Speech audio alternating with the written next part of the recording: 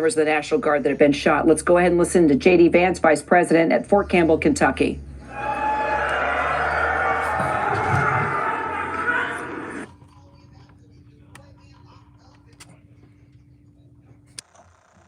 And some of you may have seen this on your phones or on social media, but apparently there was a shooting outside the White House just a couple of hours ago. And we're still learning everything. We still don't know the motive. There's a lot that we haven't yet figured out. But what we do know is that a couple of National Guardsmen were injured in the line of duty. And first of all, I want everybody who's a person of faith to say a prayer for those two National Guardsmen, that they're able to spend Thanksgiving with their families instead of losing their lives, because I understand they're still in pretty tough condition. But I think it's a somber reminder that soldiers, whether they're active duty, reserve, or National Guard, our soldiers are the sword and the shield of the United States of America. And as a person who goes into work every single day in that building and knows that there are a lot of people who wear the uniform of the United States Army, let me just say very personally, thank them for what they're doing. We're grateful to them, and we're praying that they're going to be safe and they're going to spend Thanksgiving with their families. God bless them. Now, I'm going to talk a little bit about the business of the Army and about what you're doing and about why it's important to the United States of America and why we are proud of you. Every single one of our soldiers here in Fort Campbell. Now we are hearing not only from the Vice President of the United States there at Fort Campbell, Kentucky. He was actually there feeding Thanksgiving dinner to the troops. Kid Rock with him performing a morale trip during Thanksgiving. He just got word of the shooting that took place here not far from the White House. 2 members of the National Guard have been shot. We are maintaining critical condition right now on the condition of both that male and female member of the National Guard. But we've now heard directly from the Vice President, and then the President of the United States did put out a statement on Truth Social. The President saying the animal that shot the 2 National Guardsmen, with both being critically wounded and now in 2 separate hospitals, is also severely wounded, but regardless, he will pay a very steep price. God bless our great National Guard and all of our military and law enforcement. These are truly great people. I, as President of the United States, and everyone associated with the office of the presidency, am with you. Also getting a statement from the governor of West Virginia, Patrick Morrisey, who confirmed that those 2 guardsmen indeed are from West Virginia, 1 female, 1 male. The governor saying, Denise and I are devastated by the news that 2 members of the West Virginia National Guard were shot earlier today in Washington, D.C. We are in direct contact with our Guard and other officials and are working to obtain the most accurate information as quickly as possible. And just to bring you up to date, again, D.C. police saying 1 suspect is in custody. We have 2 members of the National Guard. Our photographer, Chris Plater, was actually not far from the scene when they got shot, saw EMS working on both of them. We are told they are in critical condition. A suspect, believed to be a male, also in critical condition. The White House remains on lockdown. The president remains at Mar-a-Lago, and that's where we find our senior White House correspondent, Selena Wang. She is traveling with the president. Selena, are we hearing anything more from the president? Well, we know the president has returned from golfing, Kira. He is back at his Mar-a-Lago resort. He has been briefed on the situation. You just read that post on Truth Social from the president talking about how the, quote, animal who shot the National Guardsmen is also severely wounded, saying that that person would pay a steep price. We also heard remarks on camera from the vice president, who is dressing troops at Fort Campbell ahead of the Thanksgiving holiday. And he said there's still a lot we don't know. He said, quote, there's still a lot we haven't figured out. He said they still don't know the motive, but what we do know is that a couple of National Guardsmen were injured in the line of duty just one day before Thanksgiving, Kira. And the White House, we know, is also on lockdown, considering this happened just blocks away from the White House, blocks away from where you currently are sitting in our D.C. bureau. This is an area that is considered very safe. The president, back in August, he had deployed more than 2,000 National Guard troops to D.C. D.C., and they still remain there, more than 2,000 National Guardsmen, and many of them have been concentrated around the downtown area. That's where a lot of them are, around that metro station, near our office, near the Bureau, near the White House.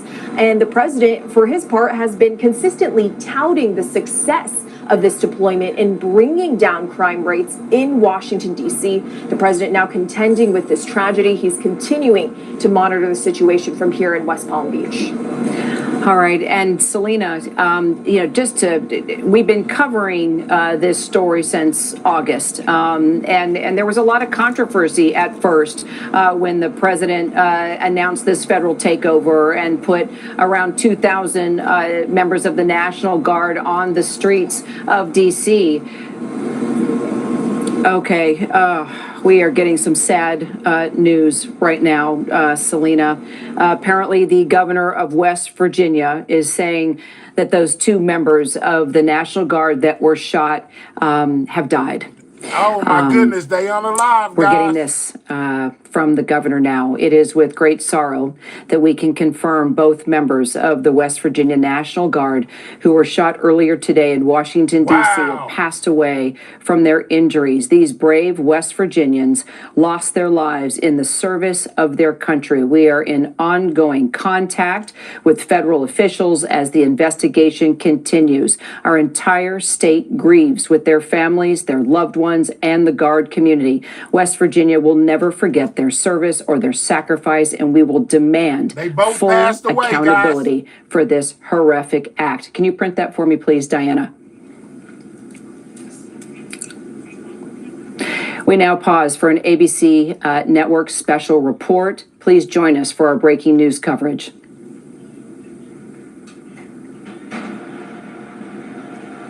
Yes, I got you. Both. This is an ABC News special report. And good afternoon, everyone. I'm Kira Phillips. We are coming back on the air because the White House now says that those two National Guard members that were shot here in Washington, D.C. have died. The shooting happening just a short time ago, about a block from the White House and also not far from us here at the ABC News Bureau. Those Guard members from West Virginia, they were deployed by President Trump. It was part of his effort to crack down on violent crime in the city.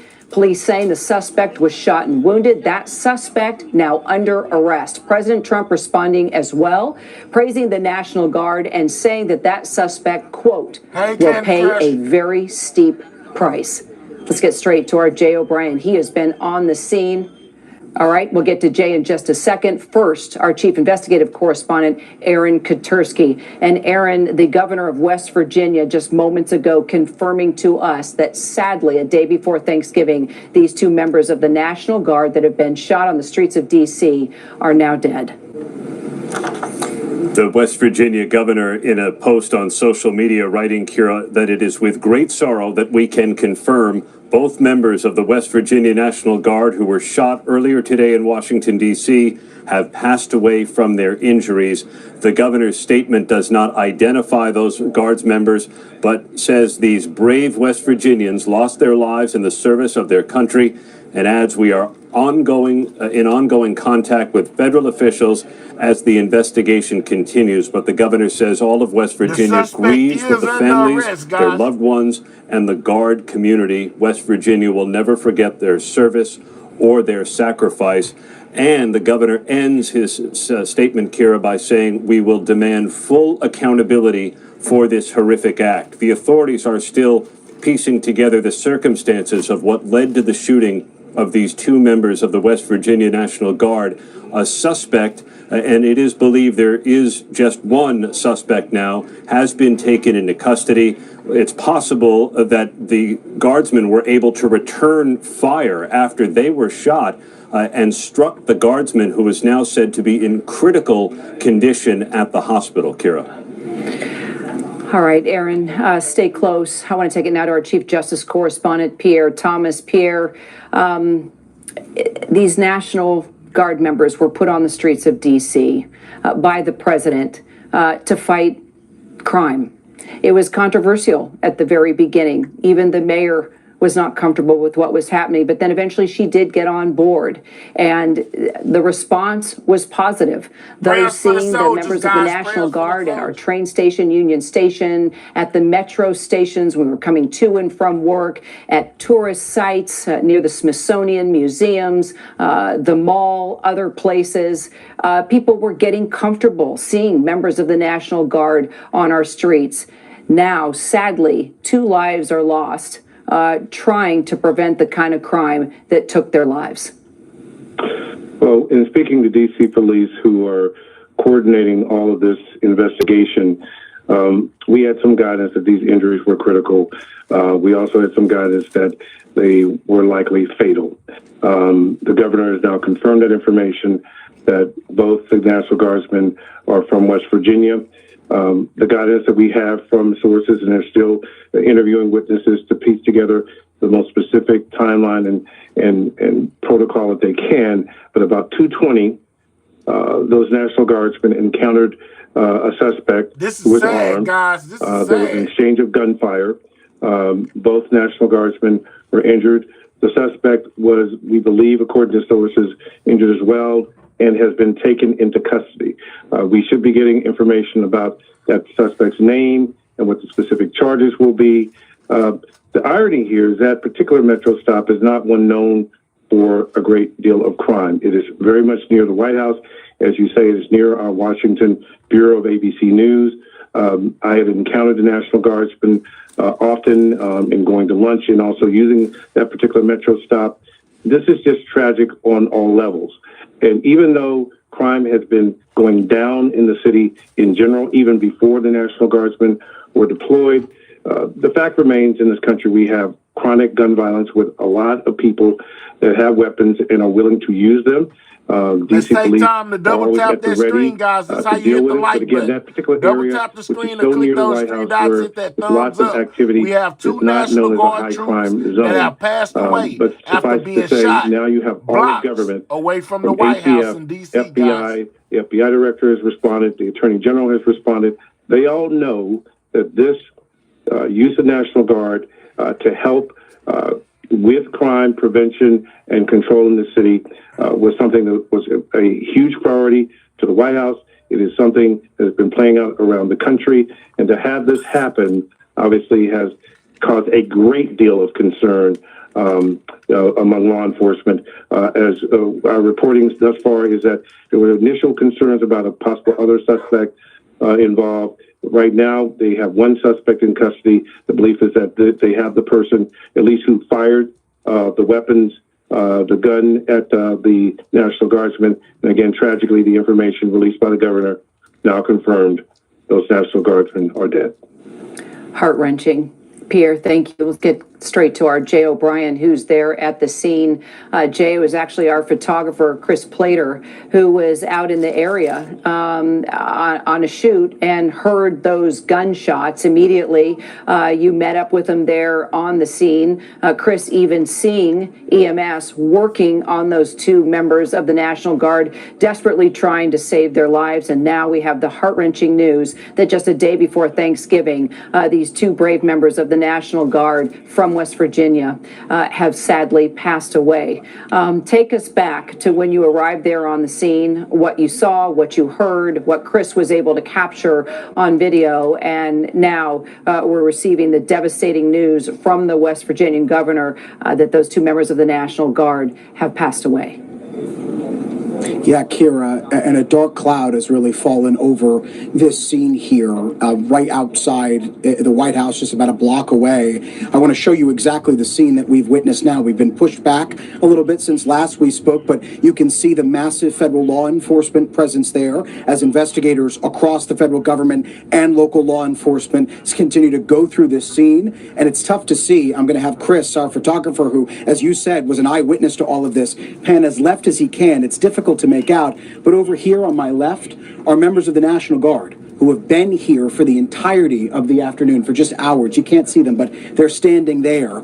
I can tell you, when we first arrived on this scene and news began to ripple outwards that there were 2 members of the National Guard who were wounded, those guardsmen there who have been standing here guarding this scene became emotional. And now, as this news breaks of those two guardsmen having lost their lives, there is again a feeling of tragedy here.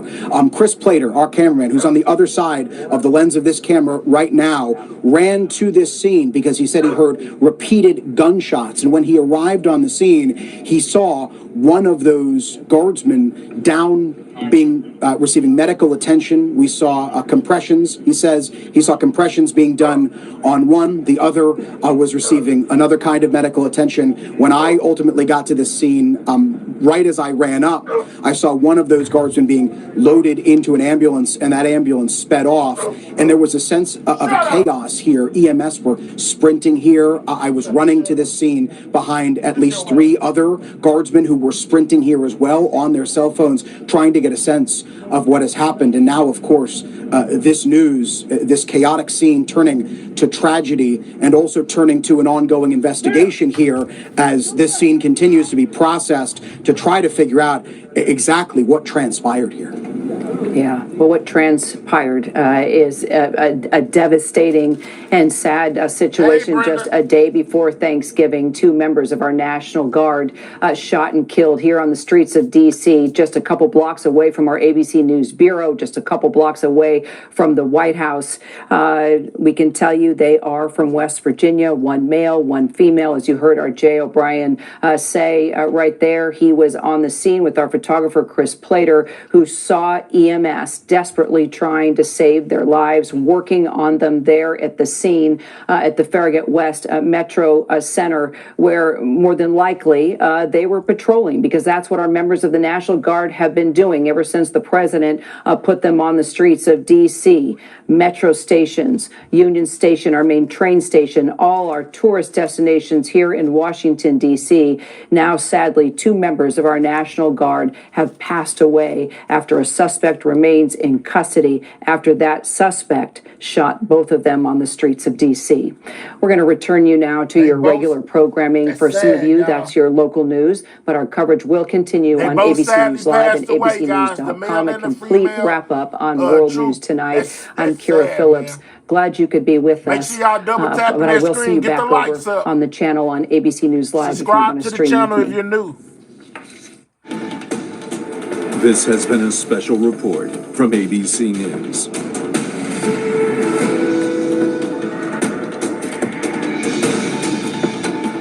This is live, guys.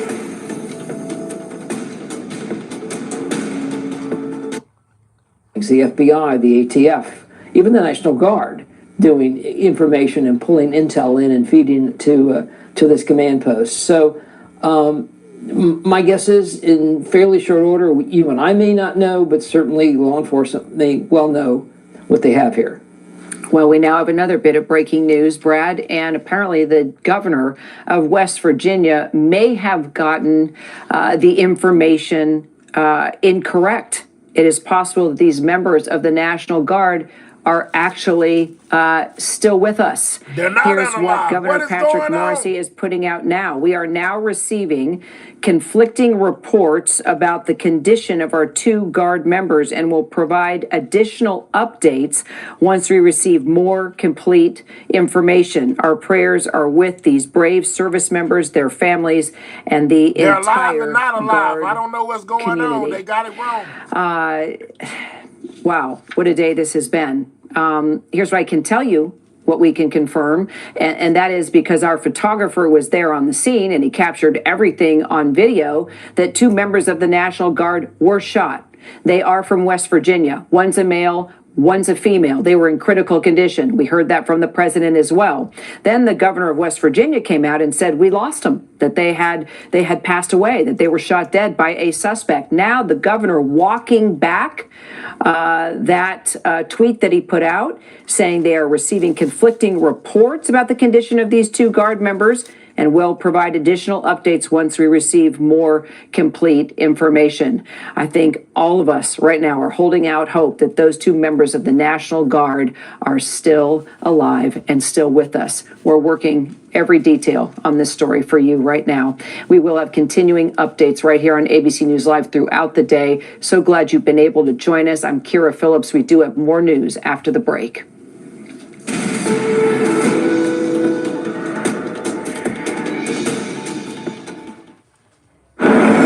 All across America. Good morning. Hello. Wherever we are. This is crazy, guys. Hold on. Because this is breaking. Let's see if it's anybody else. Let's find out what happened here. Let's go here. For Phillips, we have breaking news to report. Two uniformed military personnel appearing to be U.S. National Guardsmen have been shot in downtown Washington, D.C. Their conditions right now unclear, and it appears that CPR was being performed on both of them. The incident taking place at a metro station not far from the White House, not far from our bureau either here, where we've been seeing a lot of National Guard presence amid President Trump's federal takeover. It's unclear whether a suspect is known or even in custody, but authorities remain on the scene. It's a working story. We are trying to get every detail possible. For more, let's bring in our Jay O'Brien. He's there at the scene here in Washington, D.C. Jay, we got word. I mean, literally, you are, 2 to 3 blocks away from where we are here at our ABC News Bureau. We can see all the rescue crews, the police behind you. Tell us everything you know.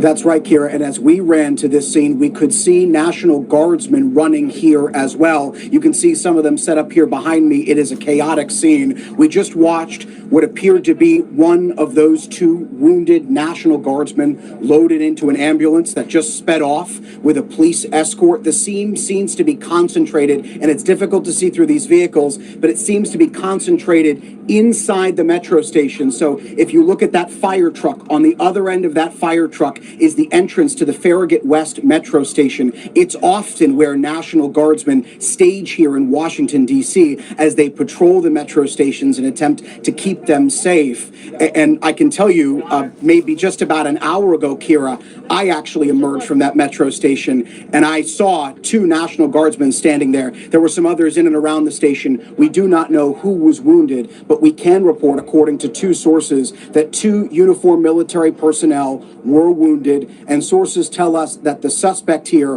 was also loaded into an ambulance. And it has since somewhat calmed here, although it is chaotic. But I can tell you, just mere minutes ago, Kira, we watched as EMS sprinted up here toward the metro station as tactical units with what appeared to be the Secret Service, because we're only a block away from the White House, also staged here. DC Metro Police as well. Obviously, we are very much in the early moments of this. We will continue to get more information and bring it to you, but a tragic and a chaotic scene here. Indeed it is. And Jay, just stay with me because this is the first time we've been able to get live pictures up of the scene there. I guess first my question is, while we work to confirm that it's actual National Guardsmen that have been shot, how far are you from where exactly EMS was working on them and giving them CPR?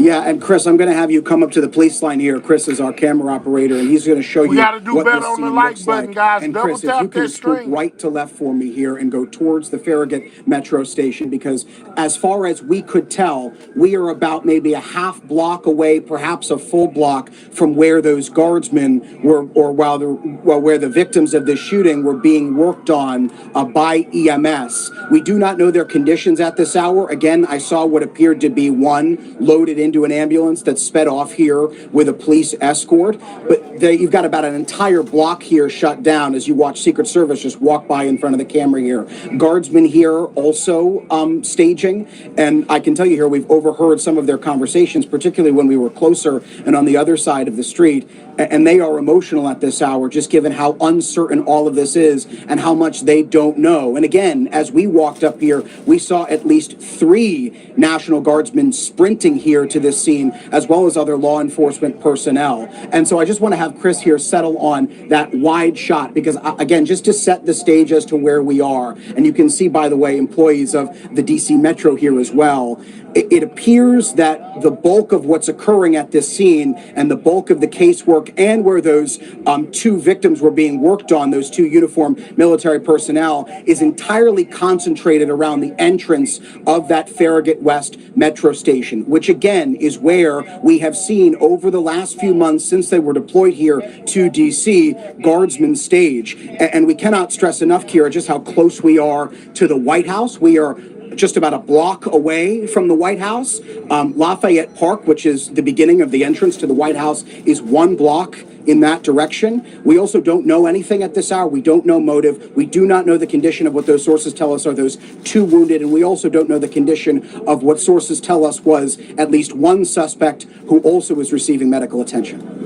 All right, Jay, stay with us. Let us know what you found out. I want to take it straight to our justice correspondent, Pierre Thomas. Pierre, I understand you were able to talk to a DC police official confirming that there was an active shooter, that suspect is down. What do we know about the National Guardsmen?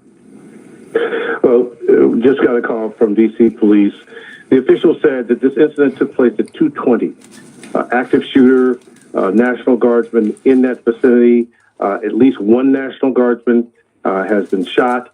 The source did not give an update on that person's condition. The official also said that at least 1 suspect is down. He did not give any more. We don't know. The governor said he gave the wrong report. We're still waiting to know whether they're alive or passed away. They are now getting support from multiple federal agencies. DC Police will take the lead along with Metro Police as well. That particular Metro stop, as Jay pointed out, is only a couple blocks, if that, from the White House. The Metro that many of us use. I use that Metro, and it's pretty stunning that you would have that kind of, gunplay in a location like that. It is, in the heart of the tourist area of the district. So many people going down, coming up to work, as well as to see the sites be near the White House. Again, this is an all hands on deck. DC Police trying to get additional information. We should expect a briefing within the next hour or 2 after they get the scene, under control. And first and foremost, make sure that those injured are getting the appropriate medical attention. Of course, and we're going to continue to work details. If you don't mind, Pierre, make whatever calls, texts, emails you can to get more information so we can continue to confirm what we're hearing right now. I want to bring in our contributor and former FBI agent, Brad Garrett, along with you too, Pierre, as we are looking at live pictures right now. Just to set the scene, if you're just tuning in, it's pretty remarkable that we are so up close to these pictures. This is literally 2 blocks away from where our bureau is here at ABC News. Our photographer, Chris Plater, happened to be here along with our Jay O'Brien. They were able to run down the block. So that's why we're getting these live pictures. Chris is there on the scene as this is an active situation. You can see the DC police responding. You see the number of National Guardsmen on the street because what happened, I actually got a text message from my nephew who was en route here to visit our news program today saying we see people fleeing, something's going on. It looks like a possible shooting. And now here we are with these live pictures, as you can see at Connecticut. And I think it's I Street there, not far from the Farragut West Metro station where the shooting took place. Hey, guys, I need y'all double tapping that screen. Let's get the likes up. If you're on a mobile device, double tap your screen, guys. This is live. This is breaking. This has just happened moments ago, guys. Let's go over here to a little bit more on Fox of this live coverage. Get the likes up. If you're new here, make sure you subscribe to the channel, guys. Deployed. And if you're used to your training once a month and you're used to your summer training or to going overseas and guarding our facilities, I think to be tossed into this was cities like a block away from the White House, guys, where this took place and puts them in a more vulnerable spot. They're all heroes in my book, and I say just remember, I hope it's not, but these could be young people. And I hope that they are not fatally injured, as was told us in the past. Yeah, we pray that it's not the case and that they are still with us. I do want to ask, and there's a future discussion to be had here about the National Guard troops who are in D.C., this deployment being in U.S. cities, because typically we see the National Guard helping when there's a natural disaster, when there are other things that happen, but not pretty much for law enforcement. And I will say the National Guard troops that we've seen here in the district the past few weeks, especially, there have been beautification projects. There have been more crime deterrents than actually doing law enforcement duties because that was not their mandate during the Trump DC takeover and the subsequent period that we've seen after the crime emergency is over. But I want to move back to this investigation, the number of agencies, Rich, that we're seeing there on that scene. We've seen these types of incidents before. We've seen mass casualty incidents.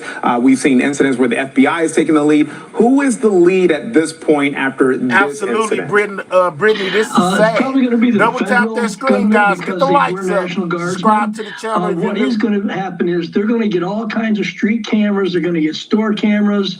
They're going to get everything they can together, piece this together, and identify.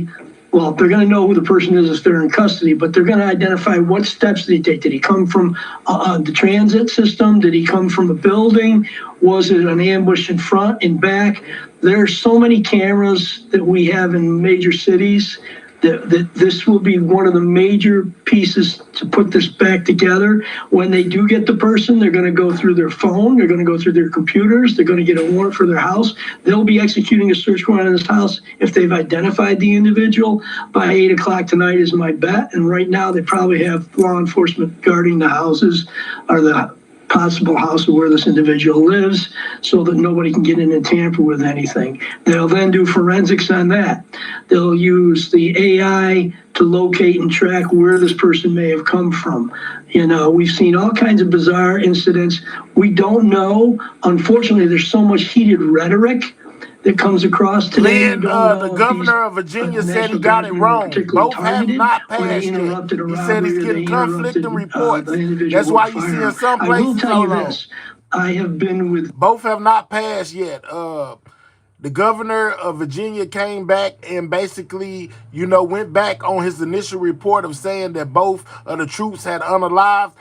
Basically, he came back and said they're getting conflicted reports, and he will let us know shortly whether or not, they are still alive or unalive. But right now, from what we know, they're still alive. One thing about law enforcement and the National Guard. I know you're seeing it on the live news. This is the live news right here too. And I'm telling you that they just put out that the governor says that he got it wrong. He's getting conflicted reports. He will be informing the people whether or not they are alive or unalive here shortly. I'm telling you, we just watched it. Well, somebody who been here the whole time that's in the chat, let them know we just watched it. And that's exactly what the governor said. At first he said both were unalive, and then they came back and said we got more breaking news. The governor says he's getting conflicted reports, and he will clear it up shortly. Experience, but typically we wait for law enforcement to step up to the mics and confirm. So how could something like this happen? Well, how it happens is you got EMTs, you got other law enforcement in there, you got medical personnel. Somebody says, doesn't look good, they're not going to make it. And by the time it gets to the front door, it's that they're dead. So it's like the kid when we were when we were kids. There's a game where you start with one person, go around a room, and it's end. And so there's so much information, and there's such a rush to try to get the information out to the public so they know what's going on. And that's how those mistakes happen. I said earlier, let's hit the pause when we were talking in the segment, the 3 o'clock hour. Yeah. Let's hit the pause. If you come in here playing, I will deport you. If you come in here playing, I will deport you. So if you're here giving fake news, talking about one of them is unalive or both of them is unalive, when I just told y'all, we just heard from the live broadcast what the governor just said. I'm not listening to none of y'all until the governor said. Why we will wait and make sure that we have the correct information before we report it out. But again, that was coming from the governor, Patrick Morrissey. But as soon as he sent out that correcting tweet, we reported that. So, Rich, we know you got to go. Thank you. He just corrected it. Did you hear him?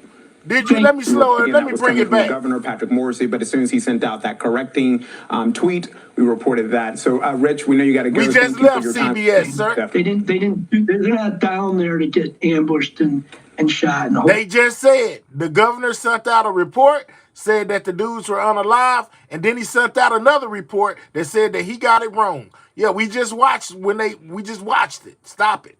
Donaldson, she's joining us from 16th and I Street. This is near the scene where this tragic shooting unfolded. At this point, can you confirm anything about these two National Guardsmen? Anything new that you've come across?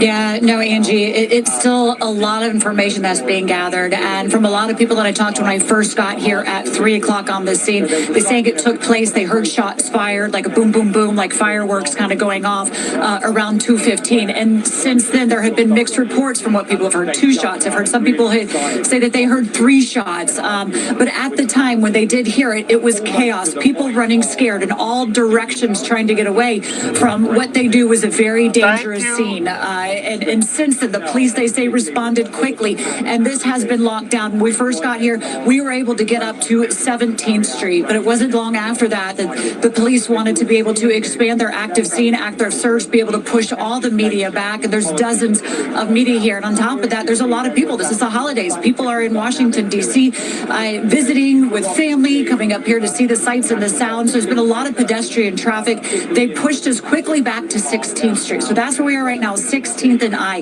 The information, again, that we are getting from those that saw and heard what happened is mixed. And of course, we really want to wait until we get the information, which will be at a press conference the police are holding. I am told the mayor will be there as well, that she was being briefed on all of this. That's going to be happening over where Nana is. So as soon as we do have that, we know Nana will bring that information. But let us hear some of the sound of a woman who was there when this all took place. And from her account, what happened here?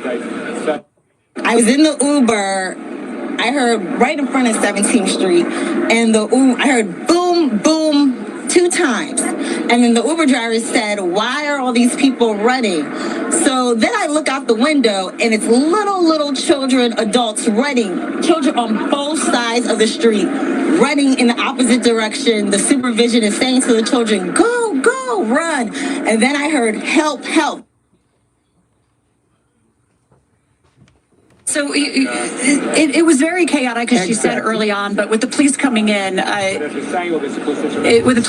here quickly and locking everything down, they said they've had the area very safe, very controlled off, very pushed back here. But what we're having right now is a lot of people that are leaving work, trying to get to their cars, trying to get out of the area that we're here just for what their normal day was before they go off on holiday of Thanksgiving tomorrow. So right now, everybody's just really kind of standing around waiting to get the information from one to the next, which, as they're doing this active investigations. You can kind of see here behind me, when we first came up, there was nothing but police cars, flashing lights down this entire street on both sides. It looks like it's died down a little bit, but obviously still down the street, a very, very heavy presence as this investigation continues to be very active right now. Thank you, Cody.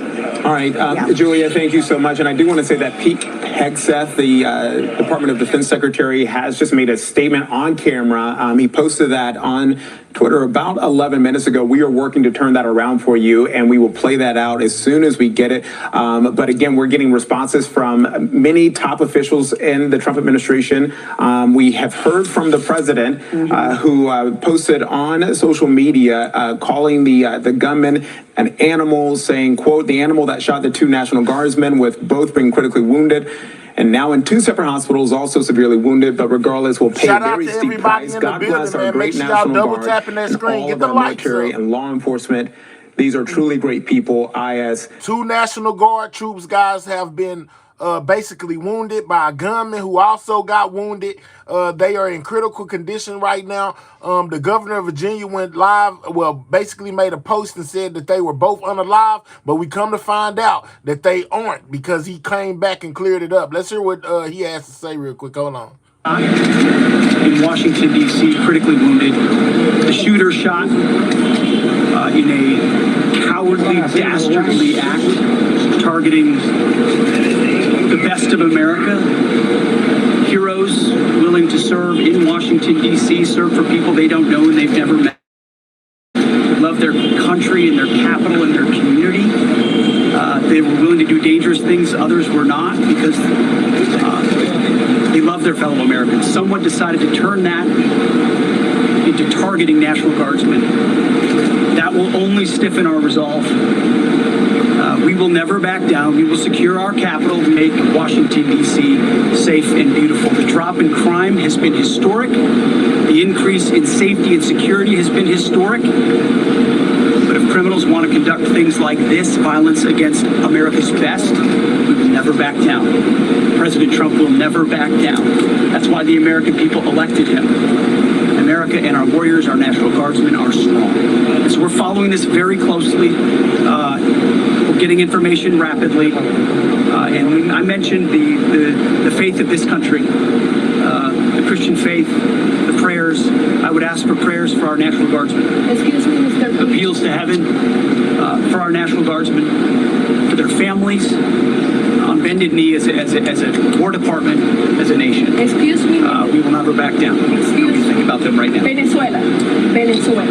We had a couple of great, productive meetings with the President and Minister of Defense here, where we are dedicated to the counter-cartel effort here.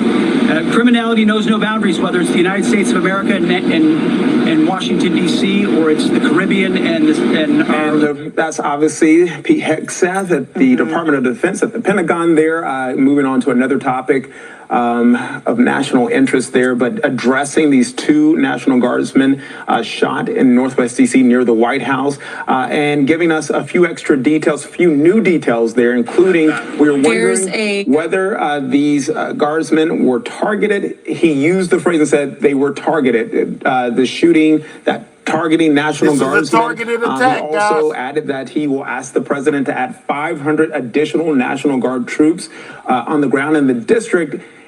And obviously, we've been reporting for the past week or so that a judge had ruled that the deployment of these troops was illegal by the president. Yeah, I think it goes without saying, anybody who's been following this since the National Guard arrived here in Washington, D.C. during this takeover back in August, that this activation has not gone without controversy. And the big question also coming out of all of this, which was partially just answered, at least to an immediate response, who knows what will be added onto that afterwards, but is how is this going to change the everybody that's just now entering. This federal surge Make sure you double here in our tap in that nation's screen. Make sure capital. you When you look subscribe at the if you're new. numbers, I think the estimate was like 2,190 National Guard members currently in the district right now.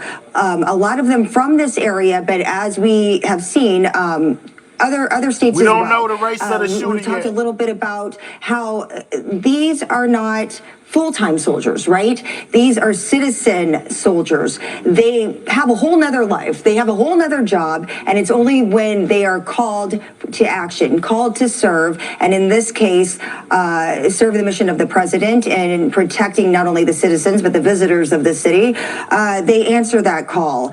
And so as a result of that, we are now understand that we are going to see an influx. We are going to see Well, he says that he will put in the request to the president. I don't know if that will be approved, and will the president also use this incident to reignite the crime emergency that has, since been ended, months ago in D.C., but yet the National Guard troops remained, and that's been the Attorney General Brian Schwab in the district has fought that. The mayor has fought that. There has, been city leaders who don't want the National Guard troops, or don't think that they're needed, and that D.C. police alone can tackle any crime issues in the city. But we have seen a decrease in crime. The president he noted, I think the other day before he took off for his holiday, that there hasn't been one murder in D.C. in the past 6 months. We know that is not the case. A little hyperbole from the president, perhaps there. But we know there has been a drop in crime. The mayor has noted that.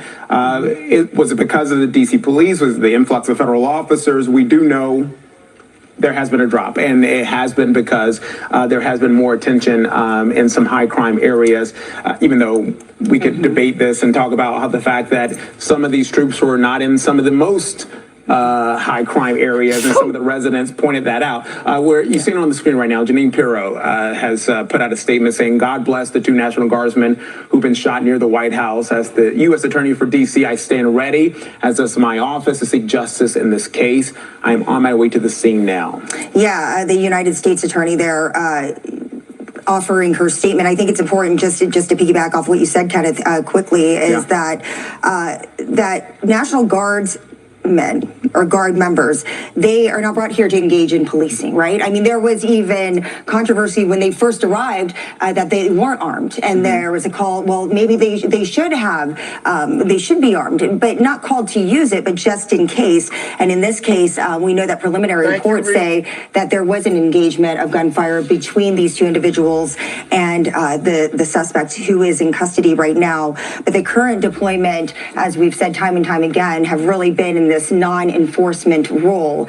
Now we want to go over to Julie Donaldson, check back in with her. She joins us she's close to the scene, I believe. I think they pushed you back, you said, to I and 16th.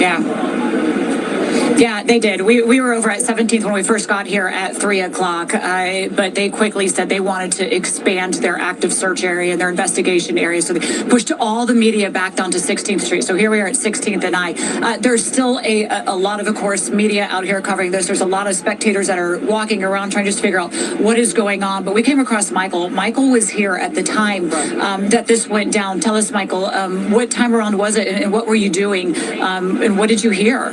Well, it was the afternoon, and I was walking to lunch, and it got to 17th and I Street, and we heard gunshots. So we ran about 4 or 5 storefronts down I Street. Then we kind of thought maybe it was construction. Then we heard another round of gunshots, probably like 10 seconds later, maybe even less. So we ran a little bit further. Then, after that, like a minute after that, a lot of people thought it was construction. So, like a lot of security people are out in the street. So I went back to get my lunch and witnessed they had one person pinned down and yelling at him to stay down. And then there were 2 National Guards on the ground. One, it looked like they were trying to resuscitate. And then there were a couple National Guards that were looking at each other that were obviously very upset about what had happened. What kind of emotions are you going through as you're witnessing this? Well, I mean, there's a little bit of adrenaline and, at one point even disbelief, it was a little bit surreal. You see this stuff on TV, expect to witness it yourself. The man that they had pinned down, I wouldn't want to subject that it was a man, but the person that they had pinned down, do you know what they were wearing? Can you describe them at all? Yeah, like I said, I took some photos. I'd have to zoom in. I do know that it looked like there were 2 people pinning him down. One man may have been a civilian. He was wearing a black hat and had a beard. And then it looked like there was another National Guard perhaps pinning him as well. And there was a lot of broken glass from the bus stop on the scene as well. Broken glass bus stop. Why was there broken glass there? I'm guessing from the gunshots, because it wasn't broken before that. And you said there were 2 different rounds of it. Do you know about approximately how many shots did you hear? It kind of sounded like 5 or 6 in each round. When we went back, we didn't think anything was going on because there was just one police car there. How long before it became a heavier police presence? It took like a couple more minutes for some more police to show up, and then probably about 5 minutes later, a rush of police came. That's when, the police were armed. That's when the EMT showed up. And then they started to push us back from 17th and I Street across the street from. Did you talk to me, please, on just kind of what you saw and what you witnessed it all here? No, I mean, they had me go back inside my place of business. Didn't want to let us out for a little bit of time. So, we were in there for maybe an hour and a half or 2 before we were able to get out. All right, they want to be cautious, put you in lockdown. Michael, thank you so much. I'm sorry you had to go through this, but we appreciate you sharing your perspective and what you saw here today. Okay. All right. Again, there's a lot of people that were working here that were trying to get their way out. There still are trying to clear cars out from this area. We have been pushed back to 16th. They're trying to make sure that the area does remain open, as it is a safe area at the moment, but there's one remain open as they continue their investigation. Kenneth and Angie. All right. Julie Donaldson for us tonight from 17th or 16th and I should say, about a block away from where this happened. Just incredible details from that witness there. And obviously any witness statements or obviously this was somebody who saw the aftermath, but if anyone saw the actual gunman, the actual shooting, we hope that law enforcement obviously speaking with them now. Yeah, well, and I think that that's why we're going to see that crime tape and that perimeter out there for quite some time, because we talked with Rich earlier, who is our law enforcement expert, in addition to just collecting the evidence and making sure that they are able to, recover maybe any type of weapon that was involved. Or it's also important to find people like this. We're looking for them as well, but more importantly, law enforcement, they want the eyes and ears of anybody who. So if you're just now getting here, we're taking a look at this situation that happened in Washington, D.C., a block away from the White House, guys. 2 National Guard troops have been shot. They are in critical condition. The governor of Virginia says that both of them are from Virginia, and basically he gave a statement at first that said that they had both passed away, and then he came back and said no, he had got it wrong. He's getting conflicted reports, and that to his knowledge both are alive. We don't know the race of the shooter. We don't know. They haven't said it yet. But most definitely monitoring the situation close. Make sure you double tap that screen if you're new here. That's how you hit the like button on your mobile device, or you can click those 3 dots in the right hand corner, hit that thumbs up, and make sure you subscribe to the channel if you are new. Presence there outside the hospital. Well, we also had reports too that the suspected gunman was injured and was hurt and wounded as well. So I mean that might be the case as well. Nonetheless, we are there. We are here. We are in a variety of different parts of this story, and we've got it covered, including with Bob Barnard, who joins us now from Lafayette Park. Bob, you've been talking to people all afternoon, and you've been covering the city for many, many years. Bob, just considering what has happened today and what we've gone through over the last few months, it's hard to say how this is going to impact this recent surge we've seen. What are you hearing there on the streets? Well, I mean, people here are kind of stunned for sure, those that are hearing this news. But I think one of the responses we just heard from the Secretary of War, Pete Hegseth, that they're going to send 500 additional National Guardsmen and women to D.C. in the coming days and weeks. So I think a lot of people are impacted just in terms of trying to get home.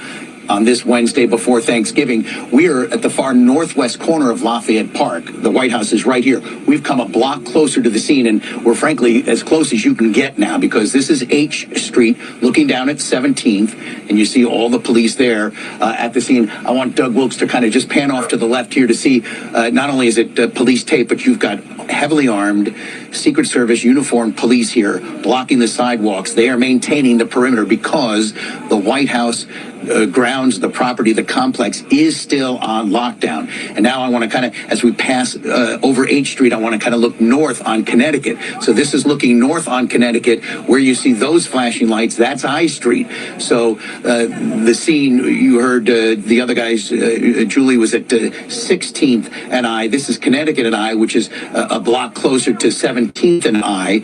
And the scene is still obviously an active crime scene with a number of roadways blocked, but also some sidewalks blocked, because you've got people who work in this area. Some, we've seen just a few leaving the White House complex, but there are others who work in these buildings. As you see this vehicle passing here, and someone's going to let him go through this tape, or he's going to go past us. But one of the many people, and actually as he goes by, Doug, show these folks just sitting on the wall here. So you've got a lot of people who are hoping to get home because they're probably off the next couple of days to begin their Thanksgiving weekends, and they're stuck here. And one of them also is Brian. Brian, All All right, everyone, you are watching live now from Fox 5 DC coverage. We always appreciate their updates. I do want to go out live right now in DC. We do have the we got a DC press mayor there, Mayor conference. Bowser, joined with FBI Director Kash Patel. Let's We listen have a right press now on Live conference, Now. guys.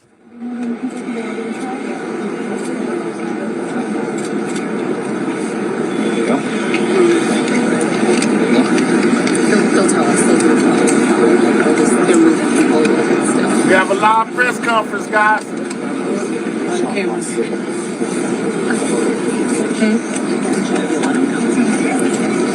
Anthony, are we ready? Ready. Good afternoon, everybody. My name is Kash Patel, FBI Director. We're here to brief you on the tragic events that happened today at approximately 2:15 local time in Washington, D.C., where two of our brave members of the National Guard and the Department of War were brazenly attacked in a horrendous act of violence. They were shot. They're in critical condition. As you can see behind me, we have assembled the full force of both the federal and state and local law enforcement agencies to bring bear all of our resources to make sure we find the perpetrators responsible for this heinous act. And make no mistake, they will be brought to justice. Since this is an assault on a federal law enforcement officer, this will be treated at the federal level as an assault on a federal law enforcement officer.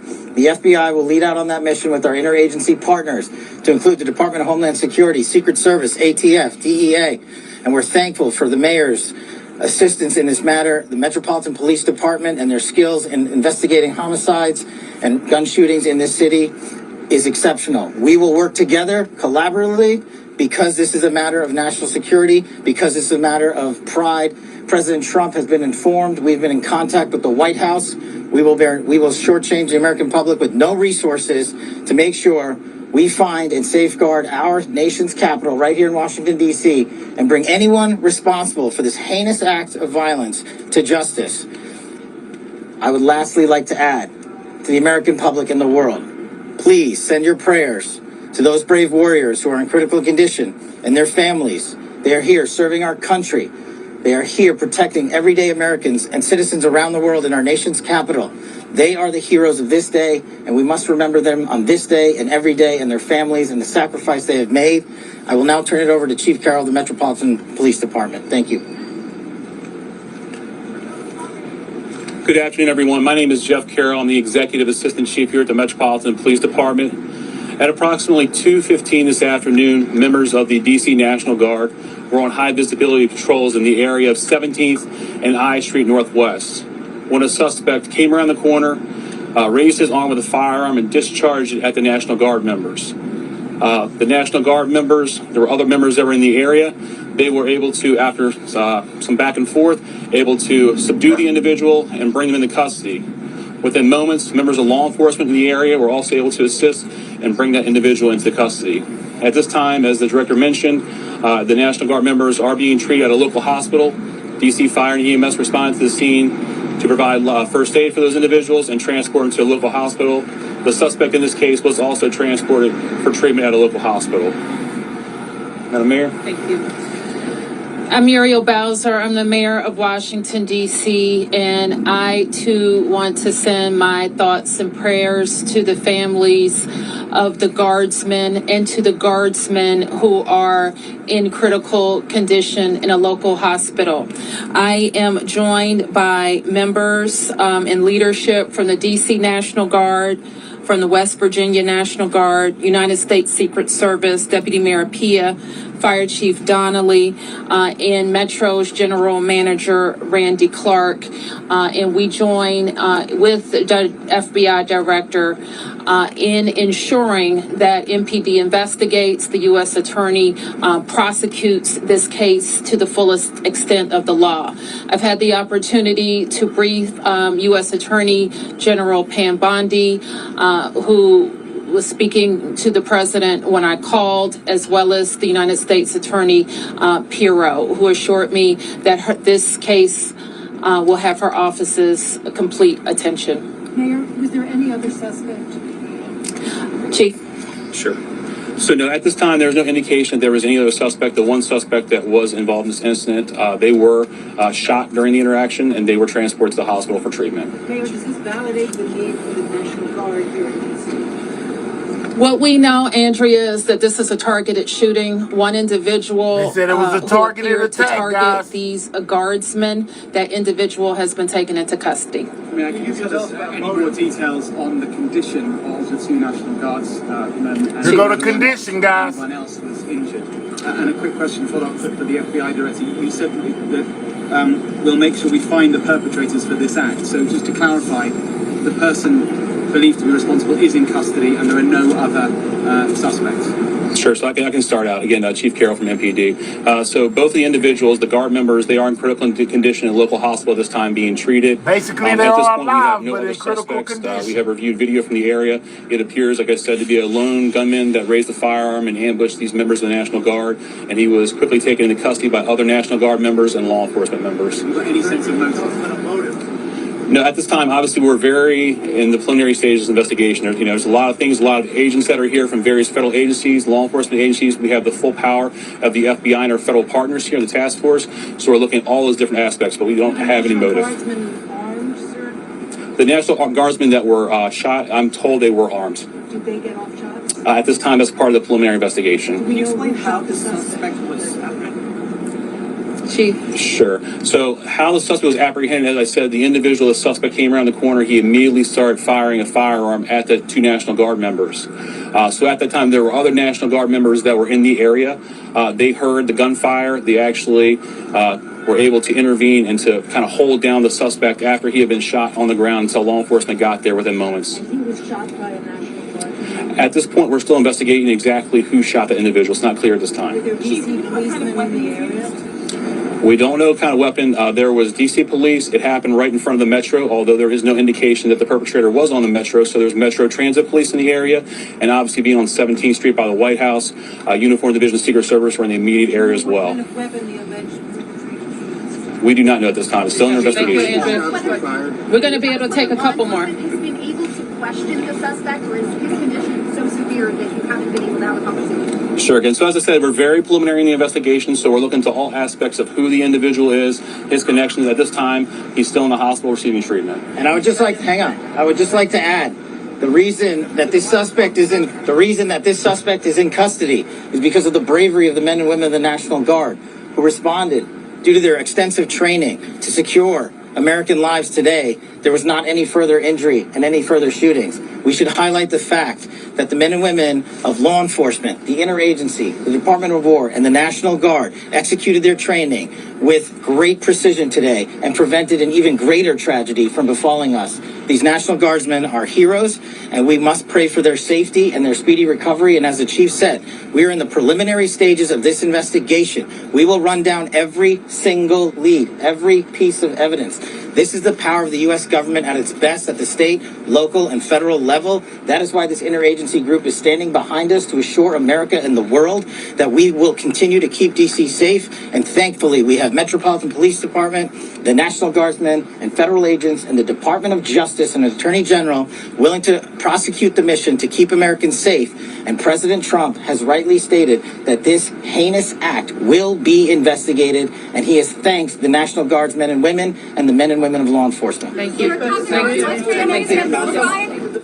That is the update from the FBI Director Kash Patel and others with the DC Metropolitan Police and the Mayor Bowser, speaking about what they are calling now a targeted attack against these two guardsmen. And we brought it to you right here on Live Now from Fox as the details coming in. They are still right now at this hour in critical condition. There was a lot of conflicting reports on the status there of those two guardsmen, but we are learning that they are now in critical condition at local hospitals. We want to now continue our coverage on Live Now from Fox. Go back out to Fox 5 DC as they continue this breaking news report. National Guard officers, other guardsmen get involved. They eventually pin that suspect to the ground. That suspect was injured. Two of the National Guardsmen critically injured, rushed to local hospitals. And as we've been playing out for the last several hours now, a massive police presence that is. So right now, both the troops are still alive, guys, but in critical condition as of the FBI report. So anybody that you're hearing saying that they're both unalive is lying to you. According to the FBI and the governor of Virginia, both are alive, but in critical condition. Make sure you're double tapping that screen. That's how you hit the like button. Or you can click those three dots, hit that thumbs up, and most definitely subscribe to the channel if you are new. This is everything that I'm hearing on the multiple National Guard troops that were fired upon blocks away from the White House, guys, in D.C.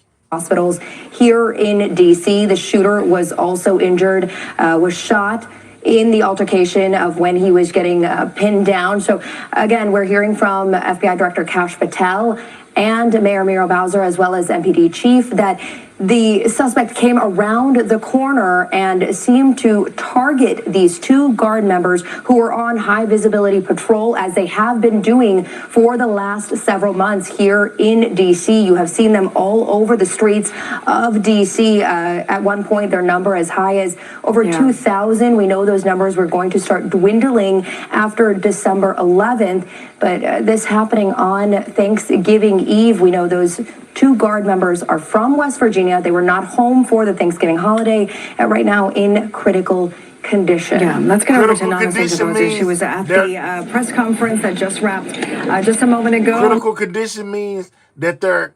alive, but they could pass away. That's what it means. There's still a lot of questions, but we did get a lot of clarification, especially on those two National Guard members. We know that they were taken to an area hospital and they're currently in critical condition. So we got that clarification. We're also learning more about the suspect. We're told that the National Guard members, they were kind of doing that high visibility patrol. If you're familiar with this area, the past couple of months, you see them walking in groups of 3, 4, sometimes 5 or 6. And then we're told the suspect comes around the corner with a weapon. We don't know what kind of weapon was used, and opened fire, basically striking two National Guard members. Now, because there's groups of these members, we're told at least one of them also pulled out their weapon, because we know that they are armed, and fired at the suspect, who was also taken to a nearby hospital. Just a lot that we're taking in right now. But again, I think the biggest thing that came from that is the condition of these National Guard members. Mayor Bowser was here. She said she had a chance to brief Attorney General Pam Bondi, who was actually speaking with the president at the time of her call. Right now, FBI Director Kash Patel was also here, and he made it clear that you can't do this, and the suspect or whoever else was involved, they will be held accountable to the highest extent of the law. A number of questions here. Was it targeted? Was there a bigger group? Do we know why this happened? The motive? A lot of those questions we don't have the answers to. A lot developing out here. Different moving parts. This is a very large crime scene. Again, I'm just going to step out of the shot just so you can get an idea of where we are. So we're at Farragut Square, the park, and just behind, on the other side of the park, maybe a block over to the right, is where the shooting took place, just steps away from the metro, and then another block behind is the White House. But again, we do know that President Trump has been briefed. He has been informed of the situation that is taking place, and we're just on standby here to see what additional information that we can gather here. But some better news than the news that we were reporting about an hour ago. We know that a correction has been made, and those two National Guard members are in the hospital right now, fighting for their lives. And as the officials here mentioned, they're asking everyone to keep them in your prayers, especially as we enter this holiday weekend, guys.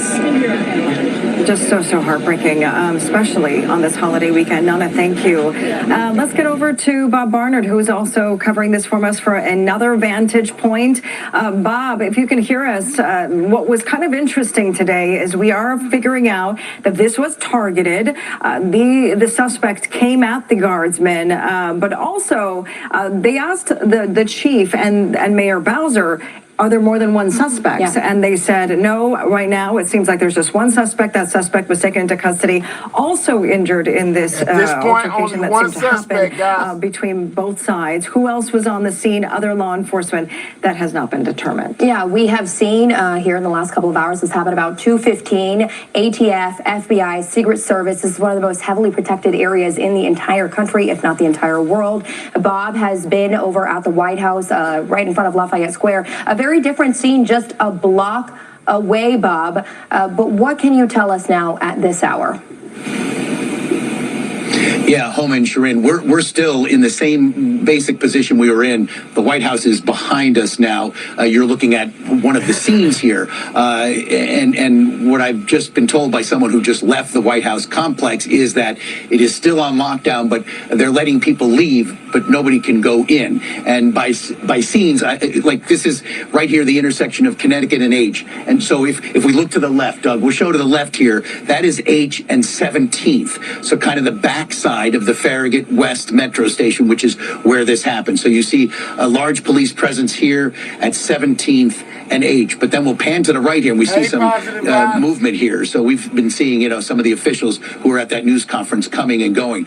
This is looking north on Connecticut from H to I. So the scene is kind of between this vantage point and the other, just outside the Farragut West Metro Station. The issue is that these roads are closed. You can't really drive anywhere in here. These, again, are obviously law enforcement leaving. We're on foot able to get this close, which is closer than most because we're on kind of the backside on the extreme northwest corner of Lafayette Square. But there are a lot of people who are stranded here who maybe could leave the White House complex, but cannot get to their cars. And we were speaking right before the news conference with Brian, who has been stranded here. Brian, tell me again, you were hoping to get out early. It is the Wednesday before Thanksgiving, but your car is inside the closed off perimeter? Absolutely. It's an unfortunate situation, but it's a minor inconvenience compared to what some other people are dealing with right now. So just trying to put things in perspective.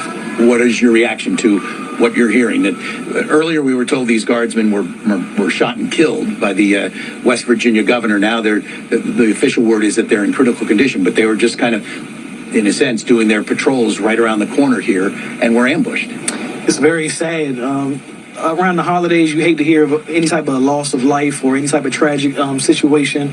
Unfortunately, it's the perils of being in this downtown area. You just really never know what's going to happen. Brian, thanks. Let's go, Bob. All right. Thank you. Happy Thanksgiving. So, like a number of people, Brian can't get to his car. So there are a lot of people who are stranded here, even though, like, we're in a pedestrian zone of the perimeter here. And again, I want to step out to show you, just kind of looking north on Connecticut toward the Farragut West Metro Station is where this happened. And yeah, I mean, was this, I hate to use the word crazy, but was this someone having a crisis that took it out on these National Guards people? Was this someone who has had a beef with the National Guard and the extra federal law enforcement presence in the city? We just don't know. And, if they know who this person is, even though I'm assuming it's a male, that he's in the hospital suffering from a gunshot or multiple gunshot wounds, that if they know who he is, they're going to start getting an idea from his profiles, his online activity, if there is any, what his beef, if there was a beef, was, or they may just find out this is a person who was in crisis and unfortunately was armed and for whatever reason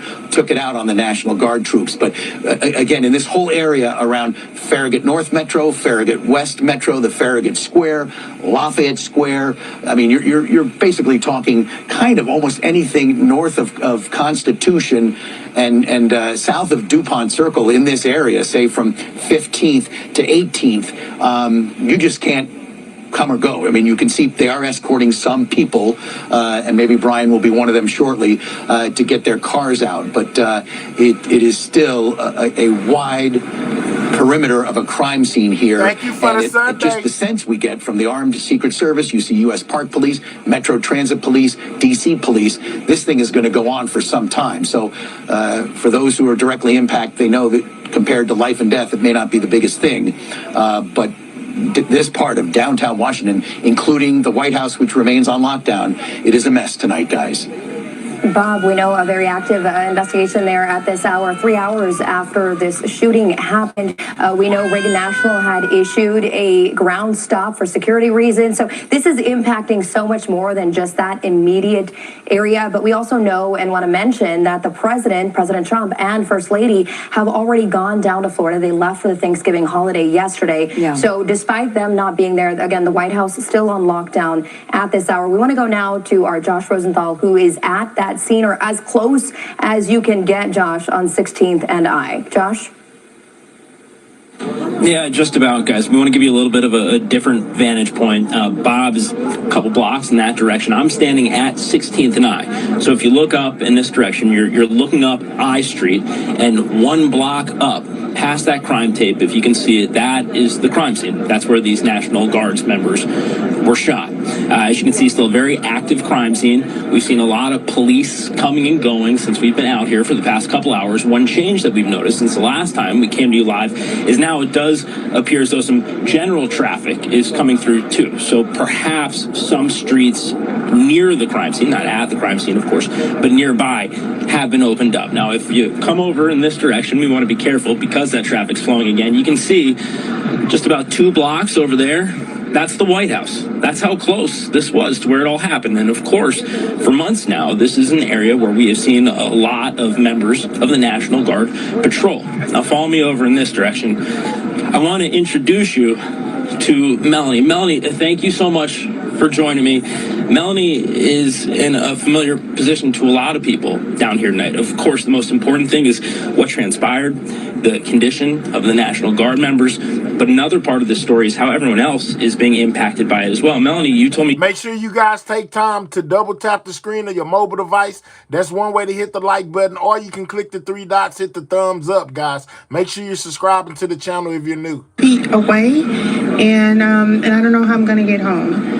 Which is another part of this story. This is a very, very busy area. You have people getting off work. You also have a lot of people who've come down here to D.C. for the holidays. We spoke to a couple people earlier who said that they were just here to spend a night in D.C. A lot of them can no longer get to their vehicles because they're too close to the crime scene. Melanie, first of all, I'm sorry to hear that.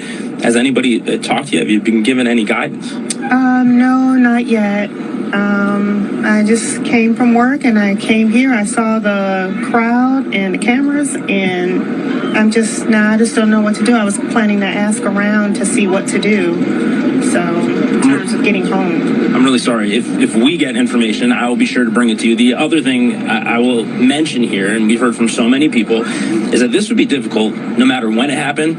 It's especially difficult given that Thanksgiving is tomorrow and the holidays are coming up, right? That's correct. I was on my way home to start my weekend, to start the holiday, and now I don't know what time I'm going to get home.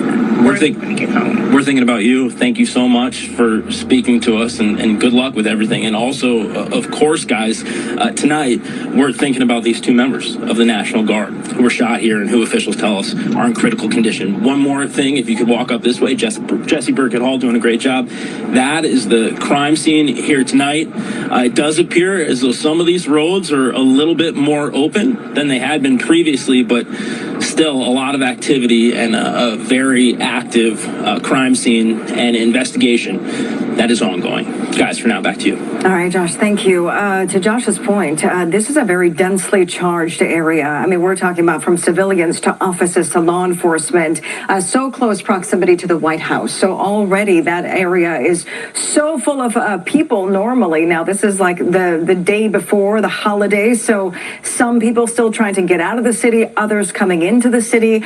Here's what we know so far. So we know 2 National Guardsmen have been shot. They are in critical condition tonight. They were essentially targeted by a suspect who came around the corner, started shooting. There was some kind of an exchange. That suspect was taken to the ground and was taken into custody. Those 2 guardsmen now at a local hospital. Huge police presence in the area. We just heard Mayor Bowser speak. Also, the Secretary of Defense, Pete Hegseth, saying that this is prompting 500 additional National Guardsmen to now come into the city. All right, guys, let's go to the next source. Hold on real quick. As a lot of stations are reporting this. Let's go to ABC. They were able to see some of the work that the Guard members did do. So hearing that this happened today, no matter what side of the aisle anyone stood on, this is the moment no one wanted to see, and a moment they all were hoping to avoid. Even hearing that we've been in this space for months now as it relates to having Guard members in the district. I remember interviewing community members a few weeks ago, and they were celebrating the fact that there were no major points of contention between Guard members and community members. So now to see this the day before Thanksgiving, truly breaking the hearts of not just community members, but also the Guard members that are still here and those that may be on their way. So of course, still learning more, but I did want to point your direction to the corner here. We're at the Farragut Square. This is a corner where I've seen a lot of focus from law enforcement of all levels, from the FBI. I've seen the mayor in that corner as well, of course, the police too. And we're trying to figure out exactly what's happening in that corner, but that either appears to be a home base in terms of where law enforcement is meeting, or just a heavy focus area for this investigation. So I'm about to reach out to my sources to see what we can find out about what's being looked into. Can we get in the that lights corner. up But past as we 300, know, guys? two Double Guard tap members that shot and screen. injured today in this space. We're now reporting live from Northwest DC. Felicia Ashley, 7 News. As the council member representing that area, we're hearing from council member Brooke Pinto, and I just want to share her remarks. She says, as the chair of the Committee on Judiciary and Public Safety, I am deeply disturbed and saddened that there was a shooting involving two National Guard troops. These are public servants, and they should not be harmed while doing their jobs. We must be more proactive as a country to get firearms off our streets. Yeah, and the mayor pointing out that while we don't want to get too far ahead of ourselves here, that this is going to be prosecuted to the fullest extent of the law. They had briefed with Pam Bondi, the U.S. Attorney General, who was at the time talking with President Trump. Remember, President Trump, not at the White House right now, had gone down to Florida to celebrate the Thanksgiving holiday. He left last night, so he was not in the vicinity of all this. But nonetheless, Pam Bondi was speaking with the president, and they were talking with U.S. Attorney for the district, Hero, and made sure that it was expressly clear that this will have all three of their complete attention as they move forward with what they do. I guess calming factor here, if there is one, is that the scene has been secured, that there has been no other deemed threat, that the gunman is considered a lone gunman. They have no indication that anyone else was involved. They all expressly pointed out that it was fortunate that more people were not hurt in this shooting to take place in the middle of downtown Pack DC, just a couple of blocks from the White House, around 2 in the afternoon. It could have been much worse. Not at all, though, to downplay the severity of this situation when you have two National Guards members here in Washington, D.C. from West Virginia, even volunteering to take part in some of this holiday duty, and both shot, ambushed, and in critical condition. And you think of the other on-duty Guard members tonight, how they must be shaken after something like this has happened. We heard from Felicia Ashley talk to some of her sources saying this was like a gut punch for something like this to happen, because these members, whether you agree with a duty, so that is something that is so important to keep in mind, that they are following a mission, and whether they agree with it or not, that's a whole different story. And there's going to be many more of them in the city. Now, as a result of this, we heard from the Pentagon, and we're going to play a clip here in just a second, but it's Pete Hegseth, the secretary there, saying that another 500 National Guard members are going to be sent into D.C. as he responded. Let's continue to double tap that screen, guys. Get those lights up. We should be well past 300 by now. After those meetings, myself and my team were notified that 2 National Guardsmen have been shot in Washington, D.C., critically wounded. The shooter shot in a cowardly, willing to serve in Washington, D.C., serve for people they don't know and they've never met, because they love their country and their capital and their community. They were willing to do dangerous things others were not, because they love their fellow Americans. Someone decided to turn that into targeting National Guardsmen. That will only stiffen our resolve. We will never back down. We will secure our capital. We will secure our cities. In fact, this happened just steps away from the White House. It will not stand. And that's why President Trump has asked me, and I will ask the Secretary of the Army to the National Guard, to add 500 additional troops, National Guardsmen, to Washington, D.C. This will only stiffen our resolve to ensure that we make Washington, D.C. safe and beautiful. All right, another live look at the scene. We want to turn it over to our Victoria Sanchez. She's been also tracking reaction that is coming into this breaking story and also looking into the contingency from West Virginia. What more are you learning for Victoria? Well, just on the heels of what Secretary of War Pete Hegseth said with the 500 additional National Guard troops. So according to the Joint Task Force website, now this was last updated 2 weeks ago, and it said that there were 2,500 National Guardsmen in D.C. from Louisiana, Ohio, Mississippi, Alabama, Georgia, West Virginia, and of course, Washington, D.C. The two that were injured today, we know, are from West Virginia, but that number, that 420. All right, so now they're reporting that it's one that has unalived, guys. On the website. According to them, one of them has passed away, guys. These two National Guard members. It says that were one here National are the Guard member 160 unalive, guys. To help in Breaking DC, news. So and we they thought were it was scheduled to both go of them, but home. now they The saying entire that one group has was passed at the away. end That of the means year, one December is still 31st. in Something one else is I'm still just in trying to critical keep track of condition. right now is the updates from the governor. Now, the governor is saying that he has conflicting reports. As we've been reporting, he initially said that both had passed away, but we are now know that two of them are at the hospital, George Washington Hospital, in critical condition. That is where our Rebecca Turco is. So right now we do know that if more National Guard's troops come to DC, it could be an additional 500 Well, I don't know. on top of the other ones that are still here. Because now she said that both are in critical Yeah, and condition, that but it's will, saying one that has will passed be away. for many people a big I don't know, headline, guys. but Thank nonetheless, you, it pales in comparison to the one we're following Cosmic today John. with these two National Appreciate Guardsmen. For those who are just joining us now in this 5 o'clock hour, the fact that these two Karen. were not just shot, but were, quote, ambushed, as we have heard now from the FBI Director Kash Patel, as well as the mayor, describing a scene where the gunman came around the corner, raised his gun, and then fired at both of them, puts another level of solemnity on what we're witnessing. Thank you, Shauna.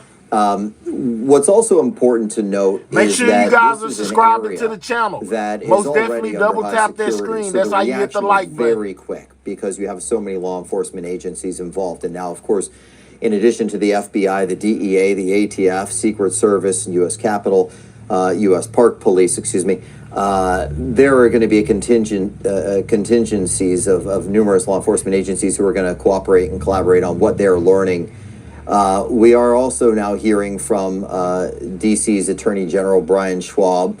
He has posted, violence is never the answer and must be swiftly condemned by all. The National Guard are volunteers. They sign up to leave their regular jobs and families at a moment's notice to serve their country. This is a heartbreaking day for DC and our nation. My thoughts are with the victims, their families, friends, and fellow guardsmen. And that is poignant, to say the least, because these are men and women who are doing not only what they are called to do, but in many cases volunteering. And while they've been met with some negative reaction from people, they are simply doing their job and trying to fulfill a mission to keep people in the city safe. All right, we want to take you back out live to the scene where investigators are likely going to be there for many more hours to come. Several law enforcement This is a agencies crime are scene, involved guys. in this investigation. They have partners on the federal, state, and local level, all supporting in this effort to get to the bottom of today's tragic news of two National Guard members being shot. We do know that they have a suspect. Right now, we don't have a motive in the case. We're told that the suspect made a turn around a corner, raised a weapon, and gave National Guard members no chance to really react, firing point blank, we understand, at those two guardsmen. It was the good work of their fellow brothers and sisters nearby who were able to jump in and detain that suspect until other law enforcement arrived on the scene and took him into custody. Right now, a lot of questions still remain about what the motive was in this case, and of course, hearing that more National Guard members will be moving in, how to protect them, their safety. National Guard members deployed in other cities across the country rather. That will be a discussion that will be had about how do we keep them safe. And as we kind of take in what we're witnessing here on DC's streets, if we go back a little bit in time, and I'm prompted here by one of our investigative reporters here, John Barr, who pointed out that one of the worst shootings against law enforcement in Washington, D.C. occurred back on November 22nd, 1994. Thank you, Belinda. Almost 30 years ago, when a gunman walked into D.C. police headquarters and shot and killed 3 law enforcement officers and then critically injured a 4th before taking his own life with a murdered FBI agent's gun. Thank you, amazingly beautiful. I was in D.C. Just a few years later covering another terrible incident that took place in 1998 when there was a gunman who came into the U.S. Capitol security checkpoint and killed Officer Jacob Chestnut and Detective John Gibson. And they were the first police officers in our history to lie in honor of the Capitol Rotunda. So we have seen what clearly are targeted shootings against members of the law enforcement community in this city. It is a terrible kind of walk down this historic reference point here, but nonetheless, today is going to be a terrible marker on that same list. Watching this scene unfold now with 2 National Guards members fighting for their life, both listed in critical condition at GW Hospital. We want to take a listen now to some of the highlights from that news conference from the FBI and the mayor that took place just a short while ago. At approximately 2:15 this afternoon, members of the D.C. National Guard were on high visibility patrols in the area of 17th and I Street Northwest when a suspect came around the corner, raised his arm with a firearm and discharged it at the National Guard members. The National Guard members, there were other members that were in the area. They were able to, after some back and forth, able to subdue the individual and bring them into custody. Within moments, members of law enforcement in the area were also able to assist and bring that individual into custody. At this time, as the director mentioned, the National Guard members are being treated at a local hospital. DC Fire and EMS responded to the scene to provide first aid for those individuals and transport them to a local hospital. The suspect in this case was also transported for treatment at a local hospital.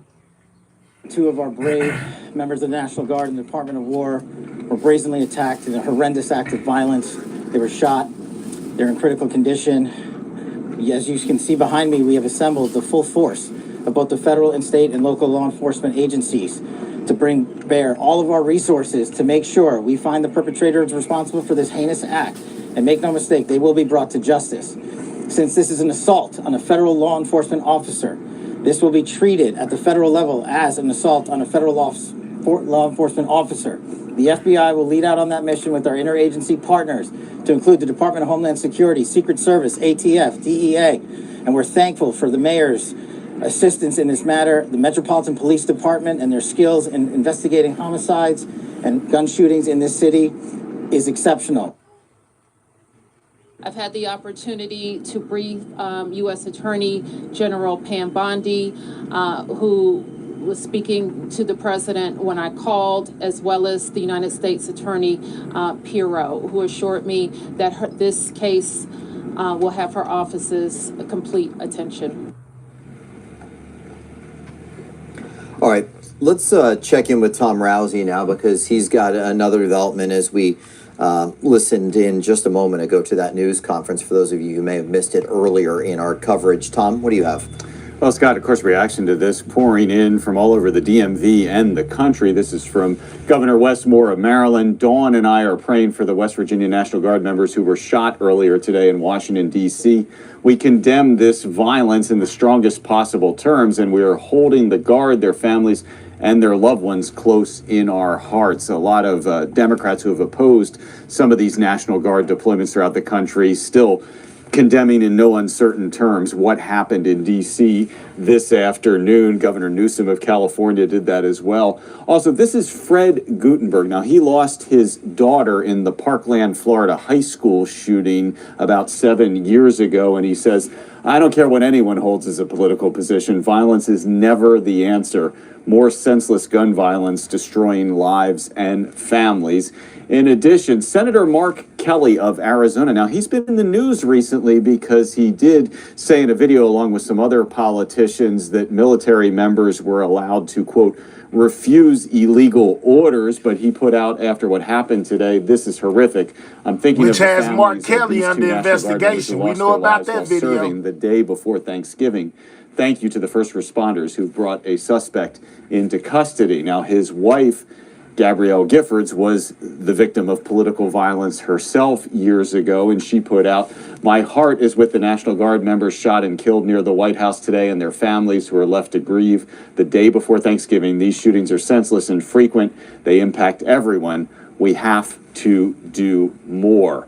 In addition, the mayor, who you heard in the press conference there, she also put something out on X as well, calling the attack on the National Guard members horrific and unconscionable. So a lot of reaction coming in from all corners on social media, and of course also interviews as well, people condemning what happened in Washington, D.C. this afternoon, Scott. Yeah, Tom, and a tweet now from Jeanine Pirro, U.S. Attorney for D.C., pointing out her sentiments right now. God bless the two National Guardsmen who have been shot near the White House. As the U.S. Attorney for D.C., I stand ready, as does my office, to seek justice in this case. I am on my way to the scene now, and it is a convergence of every top law enforcement officer, and as you heard Kash Patel, the FBI director. As far as we know, IGT, they're both still in critical condition. But I did see a headline that said one of them passed away. We're waiting confirmation now. As well. So you have a lot of resources very quickly looking into this. Our Christian Flores has been at the scene for several hours now. He has some new information. Christian? Here we go.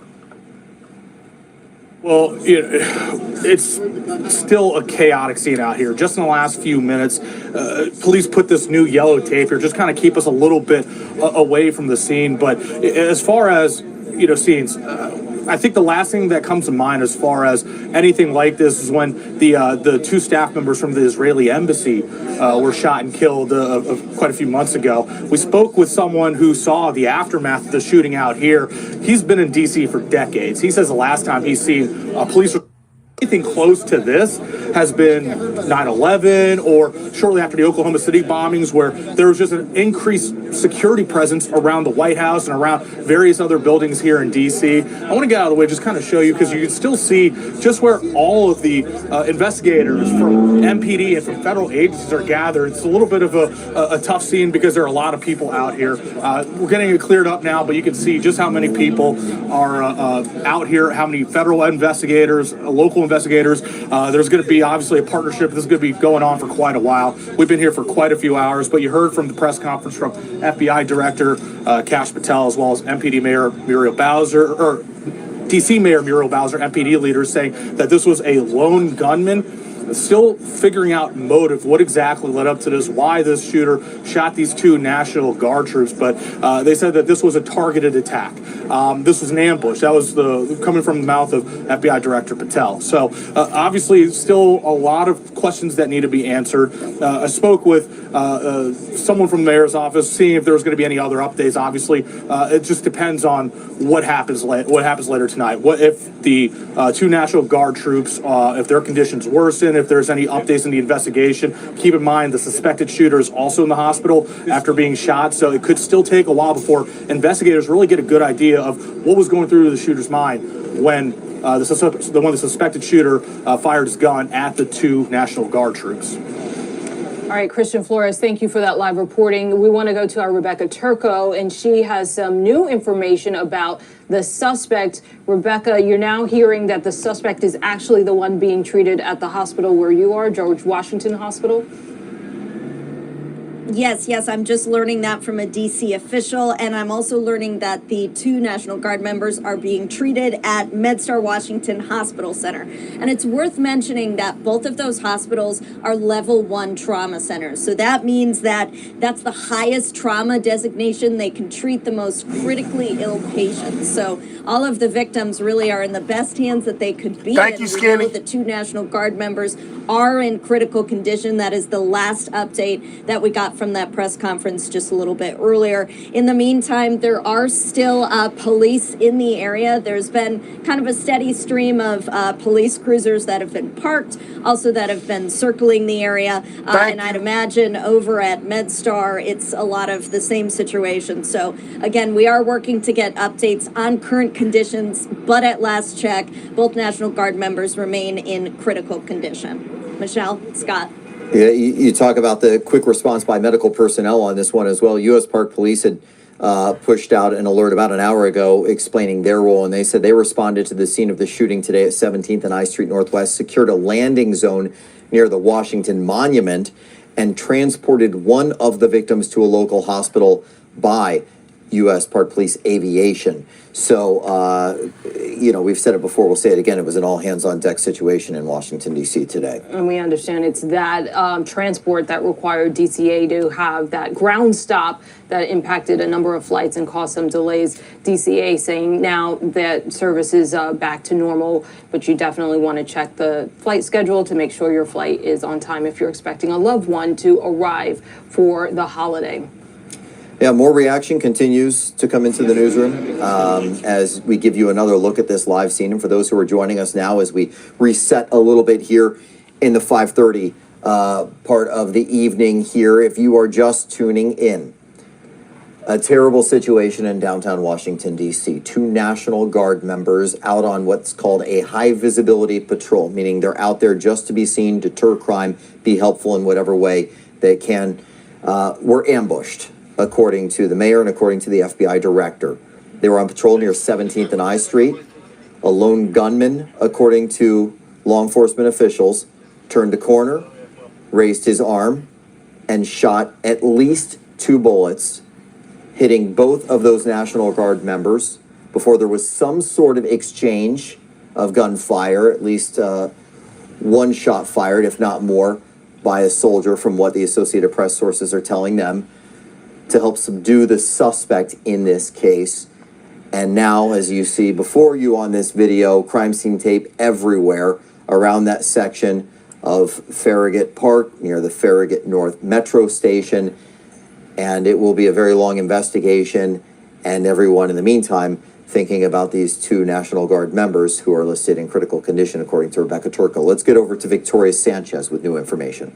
Well, we are keeping track on exactly what is happening with the 2 National Guards members. Once we get that update, I will let you know. But for our viewers who are either not from the DC area, or if you're watching us streaming on WJLA.com, I just want to give you a scene of what it looks like in DC right now with the National Guard members. So right now, this is what it looks like. But if you're walking around the Farragut West Metro stop where this happened, you are going to see National Guard members in their uniforms walking around in at least pairs.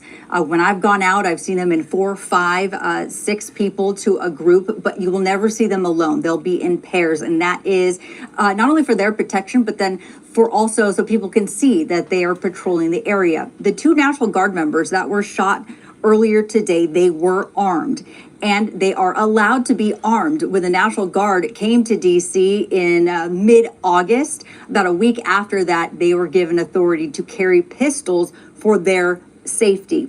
Now, we do not know who shot the lone gunman, that one suspect who ambushed the 2 National Guard members, but we do know that there were other National Guard members with the 2 victims at this time. So for those of you just joining us, the 2 National Guard members that were shot point blank in an ambush is what we're being told. They are in critical condition at the hospital right now. And as our Rebecca Turco said, they're both at Trauma 1 centers, which is the highest level. They have the best doctors, the best equipment to give them the best shot at recovering. Scott and Michelle.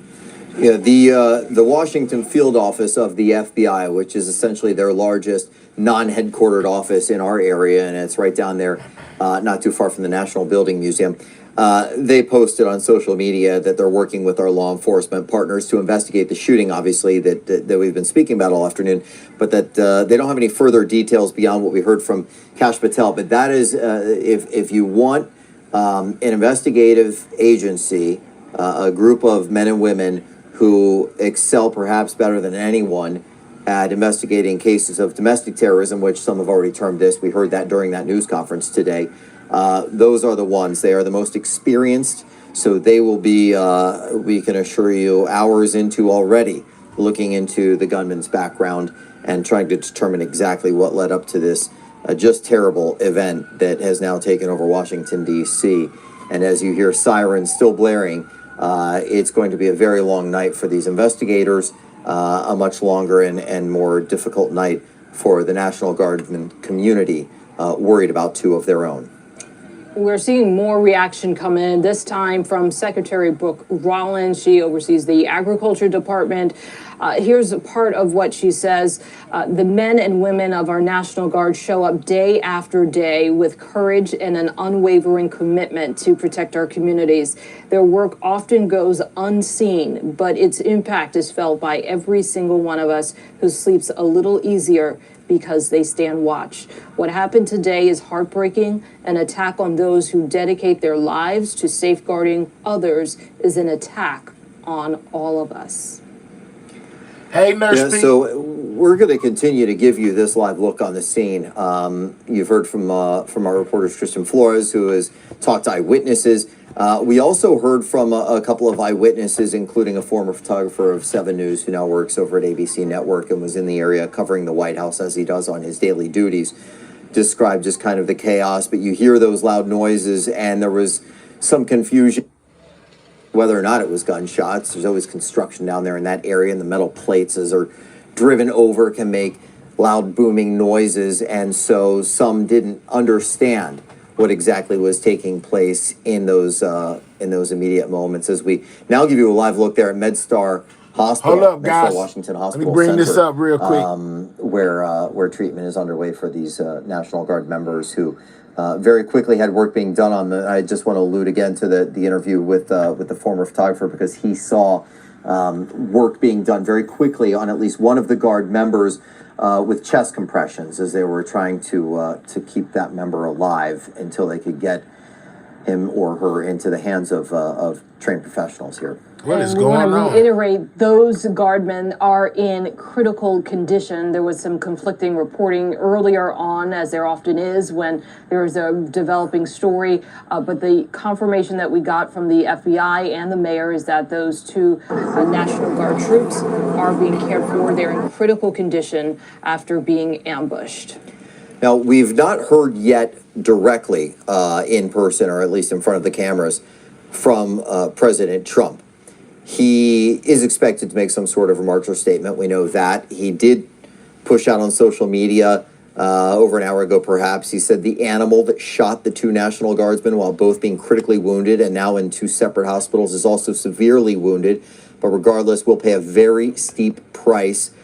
God bless our great National Guard and all of our military and law enforcement. These are truly great people. And I, as President of the United States, and everyone associated with the office of the presidency, am with you. We did hear from Vice President J.D. Vance, who sent out his thoughts and prayers as well, and assured us that all resources will be brought to bear in pursuing this case. But that's where we stand as far as reaction goes. Now it is a matter of the health of these 2 National Guard members and determining what we can learn in this early stage about the gunman. There have been some photos and videos that have circulated the internet. We are not showing any of those until we have confirmation that they are accurate, that show a little bit of the immediate aftermath and what appeared to be a scuffle as he was subdued, the gunman, and then perhaps being loaded into an ambulance. But again, we want to be careful because there is a lot of misinformation that is being pushed around, and we don't want to repeat anything that we cannot confirm on our own. It is perhaps paramount to report as was reported in that news conference, if you missed it earlier, that it was a lone gunman, that they were able to take advantage Thank of you, video EJ, cameras for being in a the member area for the to last confirm 9 that. months. They could watch the movements, see You that. can do a scene setter if you need, but I don't have any new info. Consider this scene relatively secure until they could tamp down every other concern they've got. I want to share more reaction coming in. And Do you need a live hit from us? Speaker Mike Johnson sharing the National Guard has done heroic work this year, working around the clock to make our nation's capital safe again. We are forever grateful for the swift actions of law enforcement and for all those who risk their own lives to protect everyone else. And we also heard from Democratic leadership, Chuck Schumer, saying, "My heart breaks for the victims of this horrific shooting in Washington, D.C. near the White House. I am closely monitoring the situation and am praying for the wounded National Guardsmen and their families. I thank all the first responders for their quick action to capture the They're suspect." still critical right now to Also the seeing person some that asked reporting how from the guards CNN been doing. saying It was a that man and a the woman. They're both suspect critical is right not now, cooperating as well as the with gunman. They have investigators. him So as that is well, some new but he's in information that we're learning critical about condition too. Their interactions after being taken into custody, that he is not cooperating with them. Yeah, and an interesting development there as well. And, you know, we continue to bring you some of this reaction from They people, have but the most poignant, been questioning or the perhaps suspect. I insightful guess ones sometimes he's come from better. those, He's not closest cooperating. to this political violence, if that's what this is, but closest to violence themselves. Steve Scalise, congressman from Louisiana, who, if you recall, not far from this scene in Alexandria on a softball field in the Del Rey neighborhood, was shot in an act of political violence, and he posted just in the past hour. This is a live look, guys, for the 2 National Guard heroes from the who were shot in scene. D.C. today. We are praying for them and their families. Such a tragic, senseless act of violence. We stand with the West Virginia National Guard and urge swift justice for this evil act. But whether it is Steve Scalise, or whether it's Gabrielle Giffords, or any of these I'm not going there. I'm just going to go members down of there. Congress or people in the political circle who they themselves have been targeted and indeed shot, it further illustrates the point that there is a dramatic call whenever these things happen for people to lower the pressure and lower the heat that we are feeling across this nation right now. And we know this will be prosecuted as a federal case. We heard from FBI Director Kash Patel saying, since this is an assault on a federal law enforcement officer, this will be treated at the federal level as an assault on a federal law enforcement officer. So they are looking to, I guess you could say, press the strongest charges possible given the nature of this heinous act.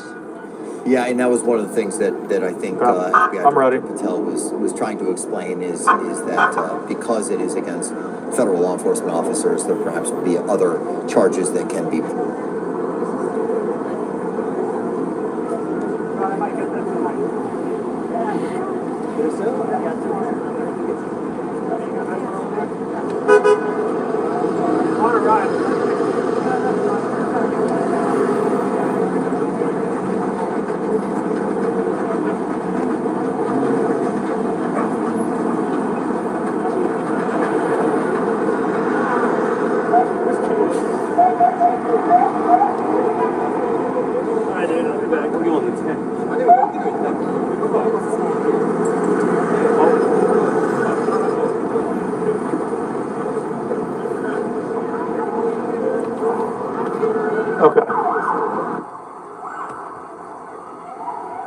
Again, a live look, guys, is what's going on out there.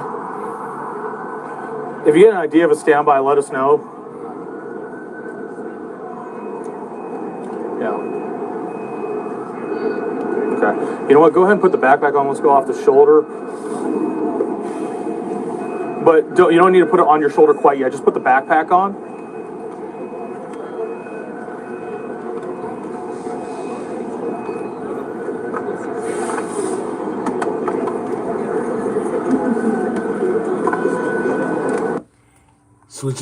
Switch back. To say, okay, we're sending 500 more National Guard into Washington, D.C. in light of what just happened, shows you that there certainly won't be a scaling back. Yeah, and there's a question of whether that will agitate more incidents like this. We don't know. but that is something that we will be following in the days ahead. But right now, top of mind is this investigation with this case playing out in downtown DC. Our Christian Flores standing by. Christian, you have new information for us? Keep it on. Just want to kind of take you back to what we're looking at right now. I mean, again, it's just an absolutely packed scene still several hours later. I mean, look, we've been talking about it pretty much throughout the entire afternoon. We're so close to the White House. You're used to seeing just more amped up police presence and security presence around this area. But of course, you have a shooting, and not just a shooting, but a shooting targeting 2 National Guard troops. And it's just going to be amped up to 11. I mean, earlier this afternoon, we spoke with someone who saw the aftermath. He didn't see the shooting, but he saw the aftermath. All the first responders rushed to the scene, people, trying to get some help to the scene.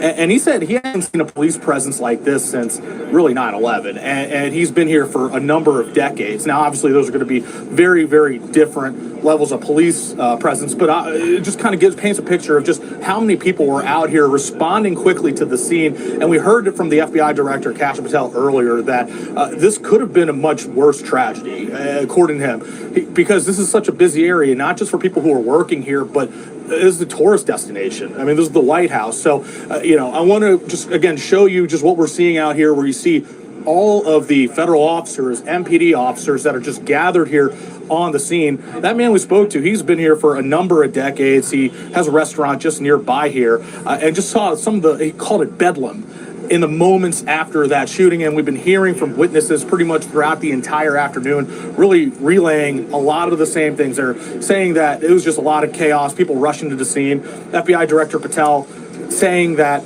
when the shooting happened, there were still a number of other National Guard troops in the area that heard the gunshots. You had DC police officers in the area. They were able to subdue the suspect until they were able to take that suspected shooter to the hospital. Now, that suspect was also shot. That's something that might also obviously get in the way and slow down some of the investigation, trying to question him, trying to get a better idea of the motives. But this is something that we're going to keep our eyes out for. Read the screen. You will know exactly who it was. 2 National Guard troops were shot. As soon as we get an update on their condition, we'll be sure to let you know. Good overview of the situation as you see it right now. Christian, thank you. Our special breaking news coverage continues. Joining us now is Matthew Dallek. He's a professor of political management at the George Washington University. Professor, thank you so much for jumping on with us today. You're an expert. Thanks for having me. Thank you. You're an expert on the National Guard's role in domestic affairs. How do you suspect something like what we saw play out today will impact that role? Well, it's very hard to know. This is obviously a tragedy and really horrific. The Guard in D.C. apparently has come from many different states, not just West Virginia, but South Carolina, North Carolina. Some members patrolling here are from Washington, D.C. I read recently that make sure you guys double tapping that screen. That's how you hit the like button. Or you can click the 3 dots, hit that thumbs up. Subscribe to the channel if you're new. Live coverage of the 2 troops who were it's very hard shot to know what the feet from the White House in D.C., guys. This is crazy. Are actually going to lead to a drawdown, and we're just going to have to see. Yeah, Matthew, I know that that's an impact that we are going to wait and see. We did hear from the Pentagon that they're going to send 500 more right away. Could you see this shooting changing anything in terms of deployments in other cities, not just here in Washington, D.C.?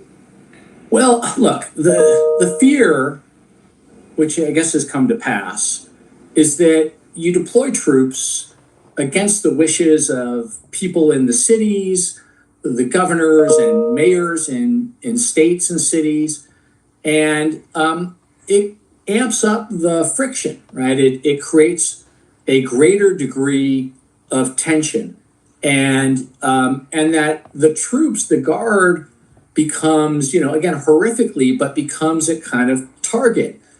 And I don't know.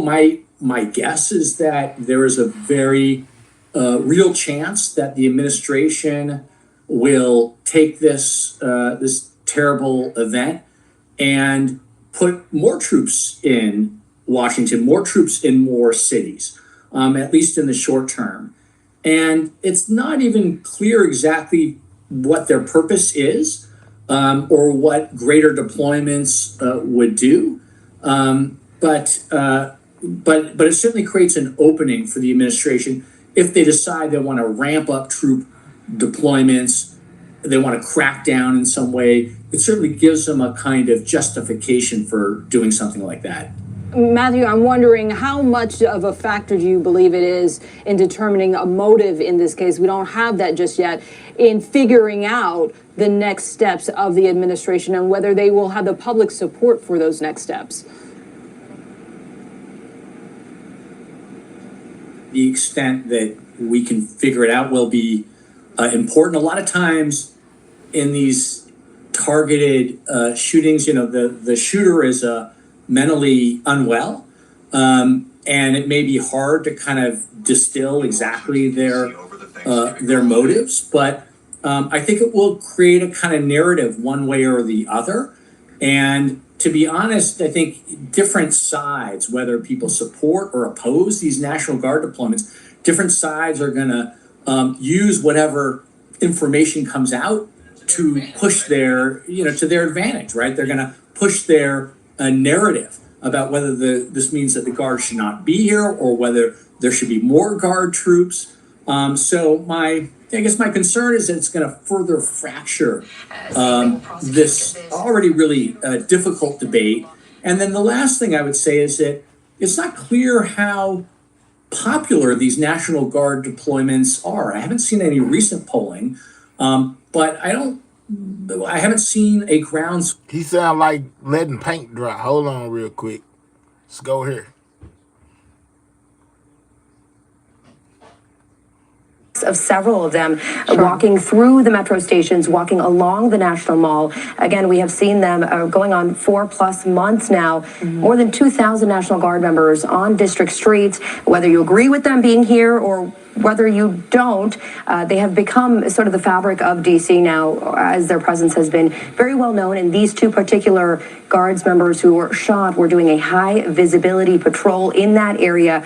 Again, just a couple of blocks away from the White House. So let's go back out, back out live now to our Julie Donaldson, who has been on scene just minutes really after all of this broke. Julie? Yeah, Homa, we were supposed to be celebrating tonight Alex Ovechkin scoring 900 goals. We were down at Cap One Arena and getting ready for that and talking to some of his teammates and a ceremony that was being taken place. This is also a time where people want to celebrate the holidays. There's supposed to be a lot of positivity on today, and we get the call that there is a shooting and there was an active shooter down here, and we get here as fast as we can. We get here about 45 minutes after that shooting took place, which was approximately around 2:15, according to witnesses that we talked to.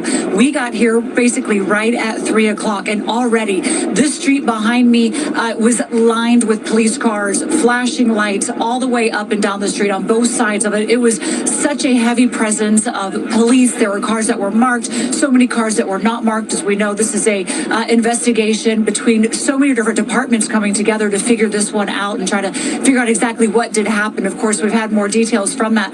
But as I talked to a lot of different witnesses today, there were some different accounts on how many were injured and just what were the extent of those injuries. Some people didn't want to go on camera because they were so disturbed from what they saw and what had taken place. But we did talk to some, and here's their account. I was walking to lunch and it got to 17th and I Street, and we heard gunshots. So we ran about 4 or 5 storefronts down I Street. Then we kind of thought maybe it was construction. Then we heard another round of gunshots, probably like 10 seconds later, maybe even less. So we ran a little bit further. Then, after that, like a minute after that, a lot of people thought it was construction. So, like a lot of security people were out in the street. So I went back to get my lunch and witnessed they had one person pinned down and yelling at him to stay down. And then there were two National Guards on the ground. One, it looked like they were trying to resuscitate. And then there were a couple National Guard that were hugging each other that were obviously very upset about what had happened. As some of the witnesses I talked to were very disturbed on the events that they did see. Since then, we've talked to a lot of people that are just trying to get out of work. Their places went into lockdown. They've been in there all afternoon. Again, this was around 2:15 this afternoon. Places went into lockdown pretty early. So here we are a couple hours later. We've even had some folks that are trying to get to their car and trying to ask police, can they be able to get to that so they can get home to their families and be able to hug the ones that they're with. As we know, some tonight are not, from this devastating news of these National Guardsmen that are in the hospital and fighting for their lives. For all that we know, is we're just continuing to get more information from this. Now, I want to give you a little bit of the scene, because when we first got here, again, we were on 17th Street. We got pushed back to 16th. But I want Brian Gregg to kind of show you a little bit of where we are right now. There were dozens and dozens of media. It's starting to clear out a little bit as the evening does carry on, but you can already tell just how many people are still out here, all of them trying to gather as much information as they can on just what was happening here tonight. And it continues all the way down the other side. It has just been a lot of, people trying to go through what they are hearing, talk to people that are coming out, trying to gather as much information as we can. But as the severity of the injuries to the National Guardsmen has gone on, you could feel it being a little bit heavier. When we first got here, there's a lot of people out here for the holidays walking around. We talked to people from Georgia. We talked to people from Florida that were just up here trying to enjoy a birthday, trying to enjoy Thanksgiving. And this comes and disrupts and disturbs their day. There's a lot of curiosity earlier. Now that you know the severity of it, it's a little bit heavier, I will say, definitely out here. Never want to have any of this news at all. But people have like a little bit more of a somber feeling about them, realizing just the severity of what took place here tonight. Ladies. Yeah, Julie, thank you. I mean, this is supposed to be a joyous time, right? This is the holiday lights are up. People are getting ready for their Thanksgiving meals with their families. Families are getting together, that last minute holiday rush. And to see this kind of play out in the streets, and not only to see the chaos, but also the amount of law enforcement that have now been deployed to handle this situation tonight and leading into tomorrow and the days to come, and all the families impacted by this. And the National Guardsmen, just last week, a federal judge said that the National Guard troops here in D.C. were unlawful.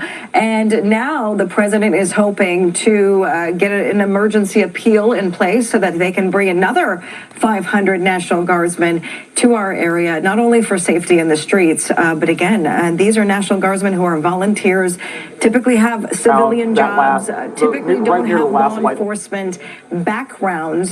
So if you kind of couple that with just what's happening throughout the streets of DC now, it's quite the scene to see what's going to happen after Thanksgiving. And we have seen this, unfold before our eyes, and we keep coming back to this, that it is Thanksgiving Eve. So many people are, either in the district to visit family, they've come back home, there are tourists there, people are still working. It is Wednesday, so people were still in that area working, and we heard about 4:45 from FBI Director Kash Patel, who says the FBI is going to take the lead on this, and from MPD's executive chief, and from Mayor Muriel Bowser, who was saying this is a targeted attack. Let's take a listen to her. We join with the FBI director in ensuring that MPD investigates, the U.S. attorney prosecutes this case to the fullest extent of the law. This is a targeted shooting. One individual who appeared to target these guardsmen, that individual has been taken into custody. And again, as we take a live picture right now, Northwest DC, you could see all those flashing lights as a huge law enforcement presence take us over the streets of DC, just blocks from the Capitol. Our coverage of this shooting in DC continues on the 6th. Stay with us. Okay. Fox 5 DC has been guiding us through. Okay, it appears we do have a bit of an audio interruption there. We apologize for that. A live look at some of our vantage points. We've got a number of cameras out at the scene. As you've been listening into Fox 5 DC, this is where things stand at this hour. 2 National Guard troops are in critical condition. We did learn from officials moments ago that this was, in fact, a targeted attack. We see some of their reporters getting in line there. We are hearing from Fox's Lucas Tomlinson. He quotes the DC police saying both of the National Guardsmen shot near the White House are in critical condition. If you're curious just how close of a proximity we're talking to the White House, that's the shooting scene compared to 1600 Pennsylvania Avenue. Of course, this all happening while President Trump is not at the White House. President Trump is in the Sunshine State. He posted this on Truth Social saying, quote, "The animal that shot the two National Guardsmen, with both being critically wounded and now in two separate hospitals, is also severely wounded, but regardless, will pay a very steep price. God bless our great National Guard and all of our military and law enforcement. These are truly great people. I, as President of the United States, and everyone associated with the office of the presidency, am with you." We will be checking in with our friends at Fox 5 DC throughout the evening. For now, though, I want to go live to the scene where Fox's Caroline Shively is standing by for us tonight. Caroline, I know you got out there moments after this thing happened. What have you been seeing? Hi there, Austin. This happened about 2:15 right here in the heart of D.C. We're standing at Farragut Square, popular park here in downtown D.C. Just behind it, you see all of the police light, the crime scene tape. There's a metro stop, a subway, Farragut West back there. We are told by police, the West Virginia National Guard members were standing outside that metro stop when a suspect came around the corner, raised his arm, and shot two of these National Guard members from West Virginia with a firearm. Authorities returned fire. The suspect was then shot. The other members of the National Guard were able to subdue that suspect, call authorities, and all three were brought to local hospitals. As you mentioned, the two officers, the two National Guard members, are in critical condition tonight. We don't know the condition of the suspect, although President Trump posting he was also severely wounded. Now, as you mentioned, the location also important. We're just about 2 blocks from the White House. For a time after this went down at 2:15, the White House was actually put on lockdown. And in fact, just across the river is Reagan National Airport. That was put on hold. There was a ground stop there as aircraft responded to the shooting. Now, President Trump, as you mentioned, was not in D.C. He is now at Mar-a-Lago in Florida. He is being kept in close detail on this issue, though. More than 2,000 National Guard members have been here since last August. They were called up by President Trump to try and bring down crime in this city. There has not been a violent reaction to these folks here until today, of course. There were some minor protests in the late summer when they first arrived. Muriel Bowser, the D.C. mayor, said they were unwanted here, but the president sent these 2,200 troops in anyway. The most violence we had seen against National Guard members in the last few months was one man got mad and threw a sandwich and yelled at those National Guard members. Now, Guard members from Louisiana, Mississippi, Ohio, South Carolina, Georgia, and Alabama are here in D.C. in addition to the West Virginia folks. A judge last Thursday actually ruled that the president does not have the authority to bring in National Guard members to do somebody policing said, duties, I thought there was no crime in D.C. Well, while the Trump administration is able to undeniable appeal crime that. going on. In fact, the Guard was actually recently extended until February, and today the head of the Pentagon, Pete Hegseth, says the president has ordered him to draw up 500 more National Guard members to be here on the streets of D.C. Austin, back to you. So, Caroline, one quick question. There's going to be people who might have been at work. Perhaps they were away from the media. They weren't watching the television, or they were checking their phone, and they might have gotten some updates that the two National Guard members died, and then they might have seen reports after the fact that they're in critical condition. Can you clarify to those that might have some confusion tonight, what was the order of events and why did things play out the way they played out? You bet there was a lot of confusion this afternoon. In the hours after the shooting at 2:15, West Virginia's governor said on social media that he believed the two members of the National Guard had indeed died. Within minutes, he withdrew that statement, saying he was getting conflicting reports from the ground. The latest report we have tonight, they are in critical condition. Fox's Caroline Shively reporting for us live tonight. Thanks, Caroline. What we're going to do is we're going to continue to listen in to Fox 5 DC, WTTG, our station there, doing a great job of tracking this story. We're going to stick with them. It looks like they're about to interview somebody live. Let's play this. This is in real time. and H, kind of close 16th and I should say. And at this point, just really trying to get to my parking garage, which is right smack dab in the middle of the crime scene. And I'm a minute away from calling an Uber and just saying, forget it, and just giving up for the evening, having to come back and retrieve it after the holiday. Who is home in Clinton waiting for you? My elderly mother. Really sorry, Mom, but she's not alone waiting for someone. Have they told you anything? I just asked you, but I wonder if do you know anything about when you might be able to get to your car if you don't go the Uber route? No, I haven't heard We're anything. 4 lights away, guys, only from the fact that 500. they Double may tap open that it back screen. up later on this evening. Exactly when, I have no idea. That's a long Uber ride to Clinton, Maryland, right? It is. So I was trying to avoid that, but sometimes you got to bite the bullet. Yeah, and you were getting out early and to get home because it's the Wednesday, the day before Thanksgiving, as a lot of people were. More tourists down here than workers. It's at least been my takeaway since we've been here this afternoon. But your reaction to Thank you to what's everybody happening. that liked the Very video. unfortunate situation. Make sure you subscribe It's to the shocking. channel. Unfortunately, it's very commonplace in today's society. Anything can happen anywhere, and you just always have to be vigilant and stay aware and just be ready. Had you seen the National Guard presence in this area in your comings and goings when you get here to work? Absolutely, daily. And any interactions, like hello? Do they, or is it just kind of they're just here doing their thing? They just appear to be doing their job. I try not to engage or really interact with them and just allow them, their space to do their business. Brian, thanks very much. Good luck. Thank you all right, very much. Appreciate it. Happy Thanksgiving to you. So that's kind of the situation, and Brian's not alone. He's just one that we've been chatting with and who's been willing to talk to us. But I'm going to step out of the way again here. Take a look, Brian. Brian, that's Brian leaving. Doug is going to pan the camera here. These are folks who are trying to get to different places. There are restaurants around here that people have reservations for.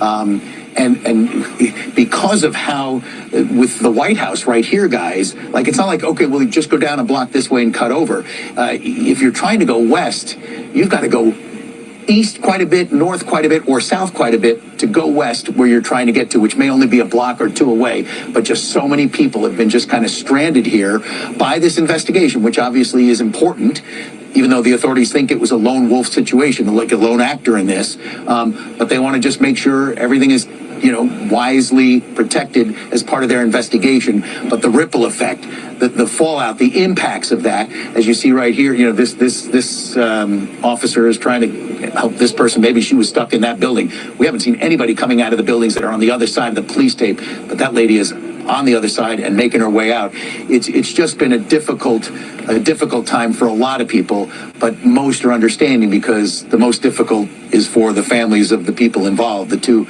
West Virginia National Guardsmen who earlier the governor of West Virginia said had been killed here, but the FBI director, Kash Patel, says no, they're just critically wounded. So obviously everybody is praying that they'll pull through. But apart from that, outside of that, this has affected a lot of people on this night before Thanksgiving. You're right about that, and we're definitely thinking about those National Guard members who are in critical condition at this hour. Bob, don't leave us just yet. I want to ask you, as you've been covering over the past few weeks, the thoughts over the National Guard being on the streets of D.C. This might feel too soon, but there are people debating right now, even as these Guards members are in critical condition fighting for their lives, there's still that ongoing debate about whether or not they should be on the streets of D.C. Have you talked to people out there tonight? Obviously, no one wanted to see this happen, but there's been a lot of pent-up frustrations and tensions with the D.C. takeover that ultimately ended, but the troops are still there on the streets. Yeah, no, we just spoke to a couple from D.C. That said they're not happy seeing the National Guard here on the streets of D.C., whether they're local or from out of state, but certainly didn't want to see anything like this happen. I think it's interesting. I believe a federal judge ruled recently that the deployment of the National Guard in D.C. was illegal, but as far as we know, the plan was to keep some of them here, rotating, obviously, but some National Guard presence here in D.C. through next summer. I believe we have some World Cup soccer games, and there are reasons they wanted to keep, the Trump administration wants to keep National Guards men and women on the streets of D.C., not indefinitely, but for many months to come.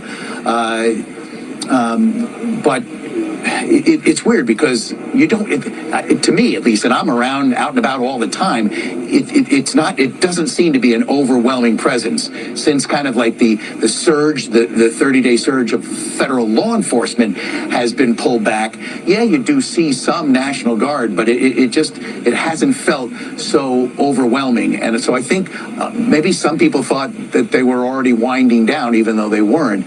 Now, the Secretary of War, Pete Hegseth, says what happened today is going to force him to send 500 additional National Guard troops here. So if it's kind of felt like it's been easing back, even though we know they're going to be here for a while longer, I think the presence is going to be felt in a higher degree because of what happened today. And despite what happened today, I think there are going to be a lot of people not happy about that. Yeah, you're right about that. But I'm curious to see how sentiments will change toward those National Guard troops who, again, citizen troops who they come here under orders by our federal government to do a job. But yet, and, Bob, Angie, as you guys have seen, there's been viral videos of people playing, Star Wars, Darth Vader music, following behind these National Guard troops who are literally just following orders and trying to do their jobs and in some cases beautify the city as well. And the president, he also responded to this shooting. He posted on social media this afternoon about this incident, saying this was put out around 3:30 this afternoon. He called the gunman a, quote, animal who will pay a very steep price. We know the suspect was also shot following the attack. Police say they have non-life-threatening injuries. The president down in Mar-a-Lago with the First Lady for the Thanksgiving holiday, but monitoring the situation, getting updates from the FBI, from his DHS secretary as well. Yeah, and we also heard from the Secretary of War. You heard Bob there alluding to the fact that, like it or not, there's going to be an increased presence when it comes to the National Guard. He just mentioned how Defense Secretary Pete Hegseth reacted to today's attack, saying that he wants hundreds more Guards members at the request of the president on the ground in the district. In fact, this happened just steps away from the White House. It will not stand. And that's why President Trump has asked me, and I will ask the Secretary of the Army, to the National Guard to add 500 additional troops, National Guardsmen, to Washington, D.C. This will only stiffen our resolve to ensure that we make Washington, D.C. safe and beautiful. Well, as of the latest update from the government, there are more than 2,100 National Guard troops already operating here in the district. A lot of them from this area, but as we've learned today, not from this area as well as the two Guard members who are now recovering, or we're still waiting to hear what condition they're in. We were told critical last, are from West Virginia. And we don't know what it's going to look like as far as what this more visible presence is going to mean. I'm suspecting probably more foot patrols, traffic patrols, especially around federal buildings, like the White House, perhaps. And then I think what's interesting is that, to see if at this point they are not charged with any type of policing, right? But there is language in there, and there is something that can be done to where they can assist MPD and DC police in enforcement and policing without actually doing arrests. So and it's very interesting to see if their role changes in that capacity. It's very likely that we will see more of what we have seen. They're just increasing the numbers, and you heard the chain of command from Pete Hegseth there that the president requested. Then Hegseth asked the Secretary of the Army to add 500 additional troops to the ranks there on the ground in the district. We have seen hundreds, a couple of thousand in this district, the district since the DC takeover. Again, the crime emergency ended months ago, but those troops have remained on the ground here in the district, helping with a number of projects, beautification as well. And they've been armed, not all armed, but many are armed now. And but it didn't originally start that way. It did not start that way. And now we understand, according to the officials who spoke from DC police, that those Guards members who were targeted today, they were armed. So we don't know if they got a shot off or if the suspect was shot by the National Guard members who came to help and rescue those two Guard members who were on the ground. Witnesses say they were on the ground. We've seen images of them being loaded up with bloody fatigues in the back of ambulances. And again, they are at two We understand 2 separate hospitals, according to the president. We have been outside George Washington University Hospital. In fact, we've been outside of several hospitals in that area waiting for any updates because it is customary, it's common for doctors, for the medical teams to give updates when there is one. And this is a live look at GW Hospital right now. You see the police presence there. We actually see Secret Service outside that scene of the hospital as well. Yeah, everybody is on high alert right now, as you can imagine. I think also, Kenneth, one thing that we are going to be watching next and will make up a lot of the coverage and the conversations around here in the coming days is going to be how long now? Mm-hmm. How long is this expansion going to last? Yeah, is it going to be extended? Right. And will this impact the ongoing court battle with the Attorney General Brian Schwab, who's been challenging the deployment of the troops? And we reported in the past few days how a federal judge said that the president's order and his actions were illegal, but things were put on hold. We thought they were going to be in place at least until December 11th.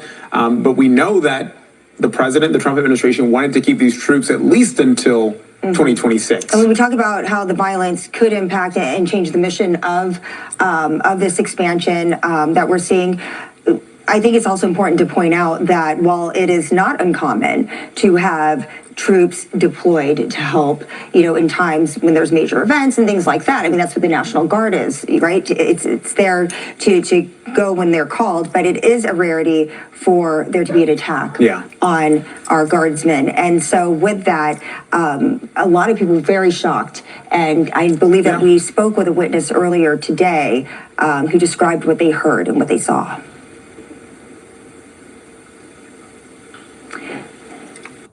I was walking to lunch and got to 17th and I Street, and we heard gunshots.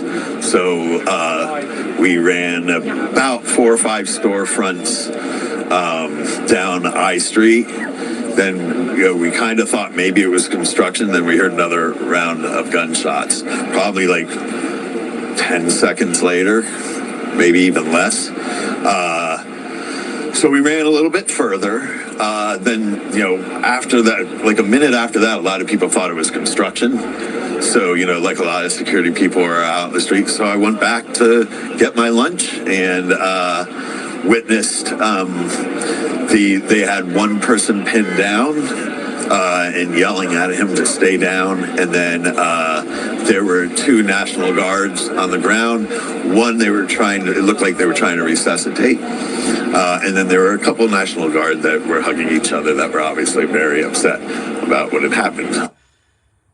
Just a harrowing account there from a witness. Our Julie Donaldson actually spoke with him. She's live with us now, 17th and I Street. And Julie, you were one of the first on that scene. What was it like when you got there?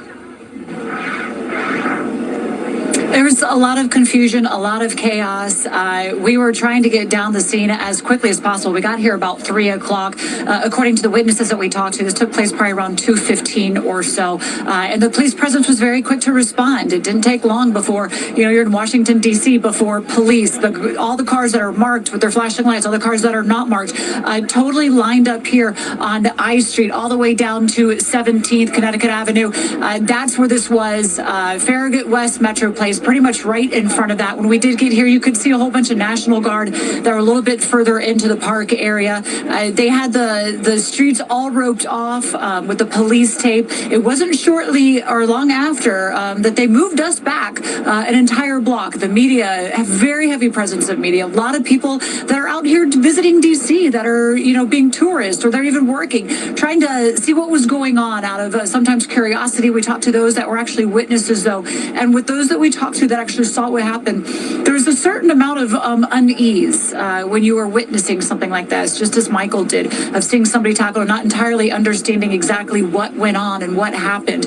We heard a lot of different stories that are incredibly disturbing on the extent of things. But right now, a lot of it is just people trying to gather information. And so you don't want to report anything and you don't want to hear anything until you do get official word on all of that. We did hear from, police and the mayor a little bit earlier. There may be another press briefing that that comes later tonight that, of course, we will keep you in tune for when and if that does come down as we get more information here. But yeah, we're pushed back up to 16th Street, just a block down the road to my right. That's where Bob's at. We can see the White House. So this is not far off from right where that White House took place. Again, the presence was so heavy with police. We've seen people now trying to get home. I talked to one gentleman who was on his bike. He was in lockdown. He couldn't leave the office until they released that and let everybody out safe-wise. Everybody that was in offices, they were very concerned for each other, wondering, if those were inside, if they're safe. Is a shooter coming out to them? Because in these situations, when you don't know, there's a lot of floating information out there. There's a lot of fear that comes with that. Since now, here we are, almost 4 hours later, a lot of the media has dispersed. A lot of people have kind of gone on their way, and hopefully they can be able to get to their families and be able to hug somebody a little bit closer tonight, given the circumstances that happened here today. All right, Julie, thank you so much. And we've been talking about these National Guard troops who have been deployed in our city for months now, and trying to get a handle on crime to assist with DC police and federal officials here. And as we think about those two National Guard members who are in critical condition, we think about what they do and what they've been doing for the district and what they do annually. They say 2 weeks a year, 1 week in a month, these citizen troops. And so who better to go to find out exactly what these National Guard members go through than a veteran, Chris Purdy, who's joining us live right now. Chris, thank you so much. We appreciate it. Yeah, thanks for having me. Your quick reaction, where are you?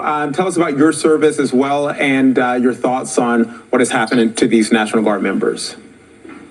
Sure. So I served in the Virginia National Guard and deployed to Iraq in 2011. I joined after 9/11 in 2004 as a combat engineer. And many, like many veterans in that time, I wanted to serve my community. And I was trying to figure out what is the best way to go about doing that. And the Army National Guard was that calling.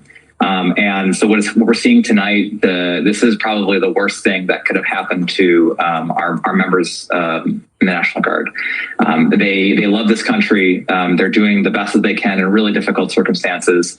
And I understand this is the West Virginia National Guard, and I tell the story. Actually, I was walking through U Street a couple weeks ago, and I ran into a staff sergeant, and I asked him, "How are you finding DC?" He's from the West Virginia National Guard. And he said, "Well, I just got married." And that told me everything I needed to know about the morale, the way that he was feeling about this mission, and to see these folks targeted like this is truly horrifying. Yeah, and Chris, you have been in the uniform, right? You've worn this uniform. Given your experience, how prepared are Guard members for unexpected instances like we saw today, when things like this happen, the unimaginable, the worst possible scenario? So I think a lot of people have this misconception about the National Guard. I heard you say earlier, 1 week in a month, 2 weeks a year. Actually, the National Guard is deploying at rates incredibly high, about as high as it was in the surge in 2008, 2009. So the Guard is a professional force. It has been transformed over the past 25 years. And the members of our National Guard are well prepared to handle pretty much everything that comes at them. That being said, this is a mission that frankly never should have happened. The fact that we have hundreds of National Guard troops who don't live in the district, who are not from the community, who don't understand the environment here. They've been called up when, if the reason is to be believed that federal law enforcement or local law enforcement should actually be the ones leading here. That's really the travesty that we should be thinking about. There was no reason for this attack to have happened. And while we don't know the reason, the motives of the shooter, what we do know is that escalating this by bringing more troops in, by having them stay longer, is not going to de-escalate the situation. Yeah, there definitely have been growing tensions over this deployment of National Guard troops. We've seen the protests. We've seen, I mentioned the viral videos earlier of people walking behind them. And I know, Chris, as you said, they have a job to, you're still serving, you have a job to do if you get those orders. And it's something where you feel for the troops, but these are people who love their country, as you mentioned, and they just want to serve. That's right. You know, many of these folks, if they wanted to serve in federal law enforcement, they would have done that. The skill set is there, but they didn't. So I understand the frustration that many DC residents feel about this deployment. But the reality is that these folks are here and they don't want to be here either. They don't want to be in DC. They want to be at home with their kids, with their family members. You know, we've heard instances of members of the National Guard, their family members having serious medical injuries, strokes, for example, and not being able to get home to be with their loved ones. So they're under an enormous amount of stress and pressure. And I empathize with residents of the district who don't like the Guard being here. But the reality is you know, they don't want to be here either. And we just need to figure out a way to make sure that this ends as peacefully as possible. Chris Purdy, National Guard veteran from Virginia National Guard, also served in Iraq. Thank you for your service, and thank you for joining us tonight and giving us your insight. Thanks so much. And our continuing coverage will continue right after this. All right, guys. So 2 National Guard troops shot in D.C. along with the shooter. Both of the troops are in critical condition right now. That's what we know. The mayor of Virginia, which is the mayor where the troops are from, basically reported a little bit earlier that both had passed away, and then came back and said, no, I was wrong. I'm getting conflicting reports. You know, both of them are in critical condition. I'm thinking that the gunman is doing okay, for the simple fact they said that they have been trying to talk with the gunman, and he is uncooperative, guys. He doesn't want to cooperate with authorities, not one bit. This happened earlier this evening, and they've been covering it ever since. I'm thinking they said around like 2:50, 2:30, something like that, this whole event occurred.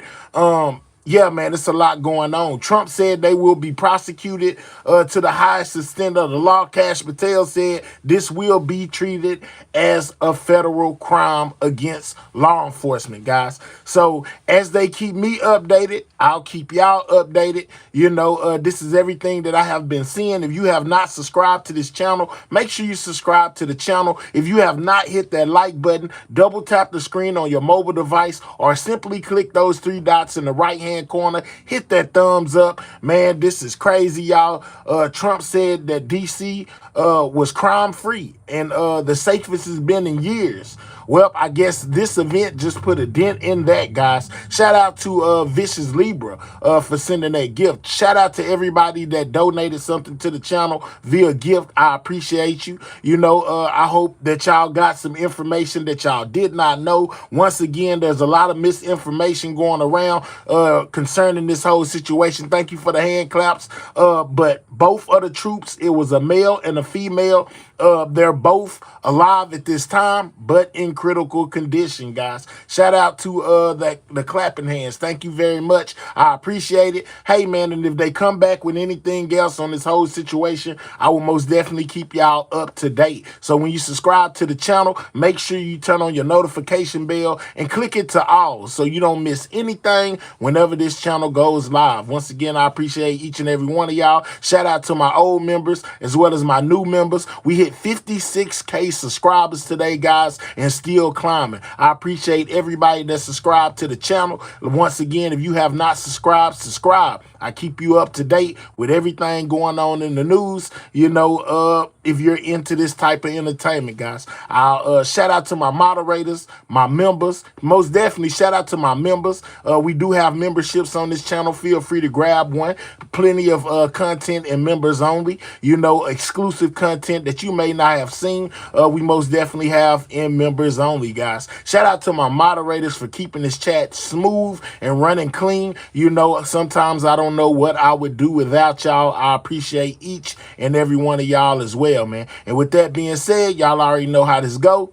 Sidewalk Gang, checking out. Y'all be safe out there, man. And most definitely keep your head on the swivel, man. You know, this is crazy, guys. 2 National Guard troops shot, a male and female. Both are in critical condition. They do have the suspect, but he's not cooperating, guys. I will most definitely keep y'all up to date. And with that being said, I'm gone. Y'all have a blessed Thanksgiving. Be thankful for your families and being able to bring in this holiday with your families, because there are people that are not able to do so, guys. I'm gone.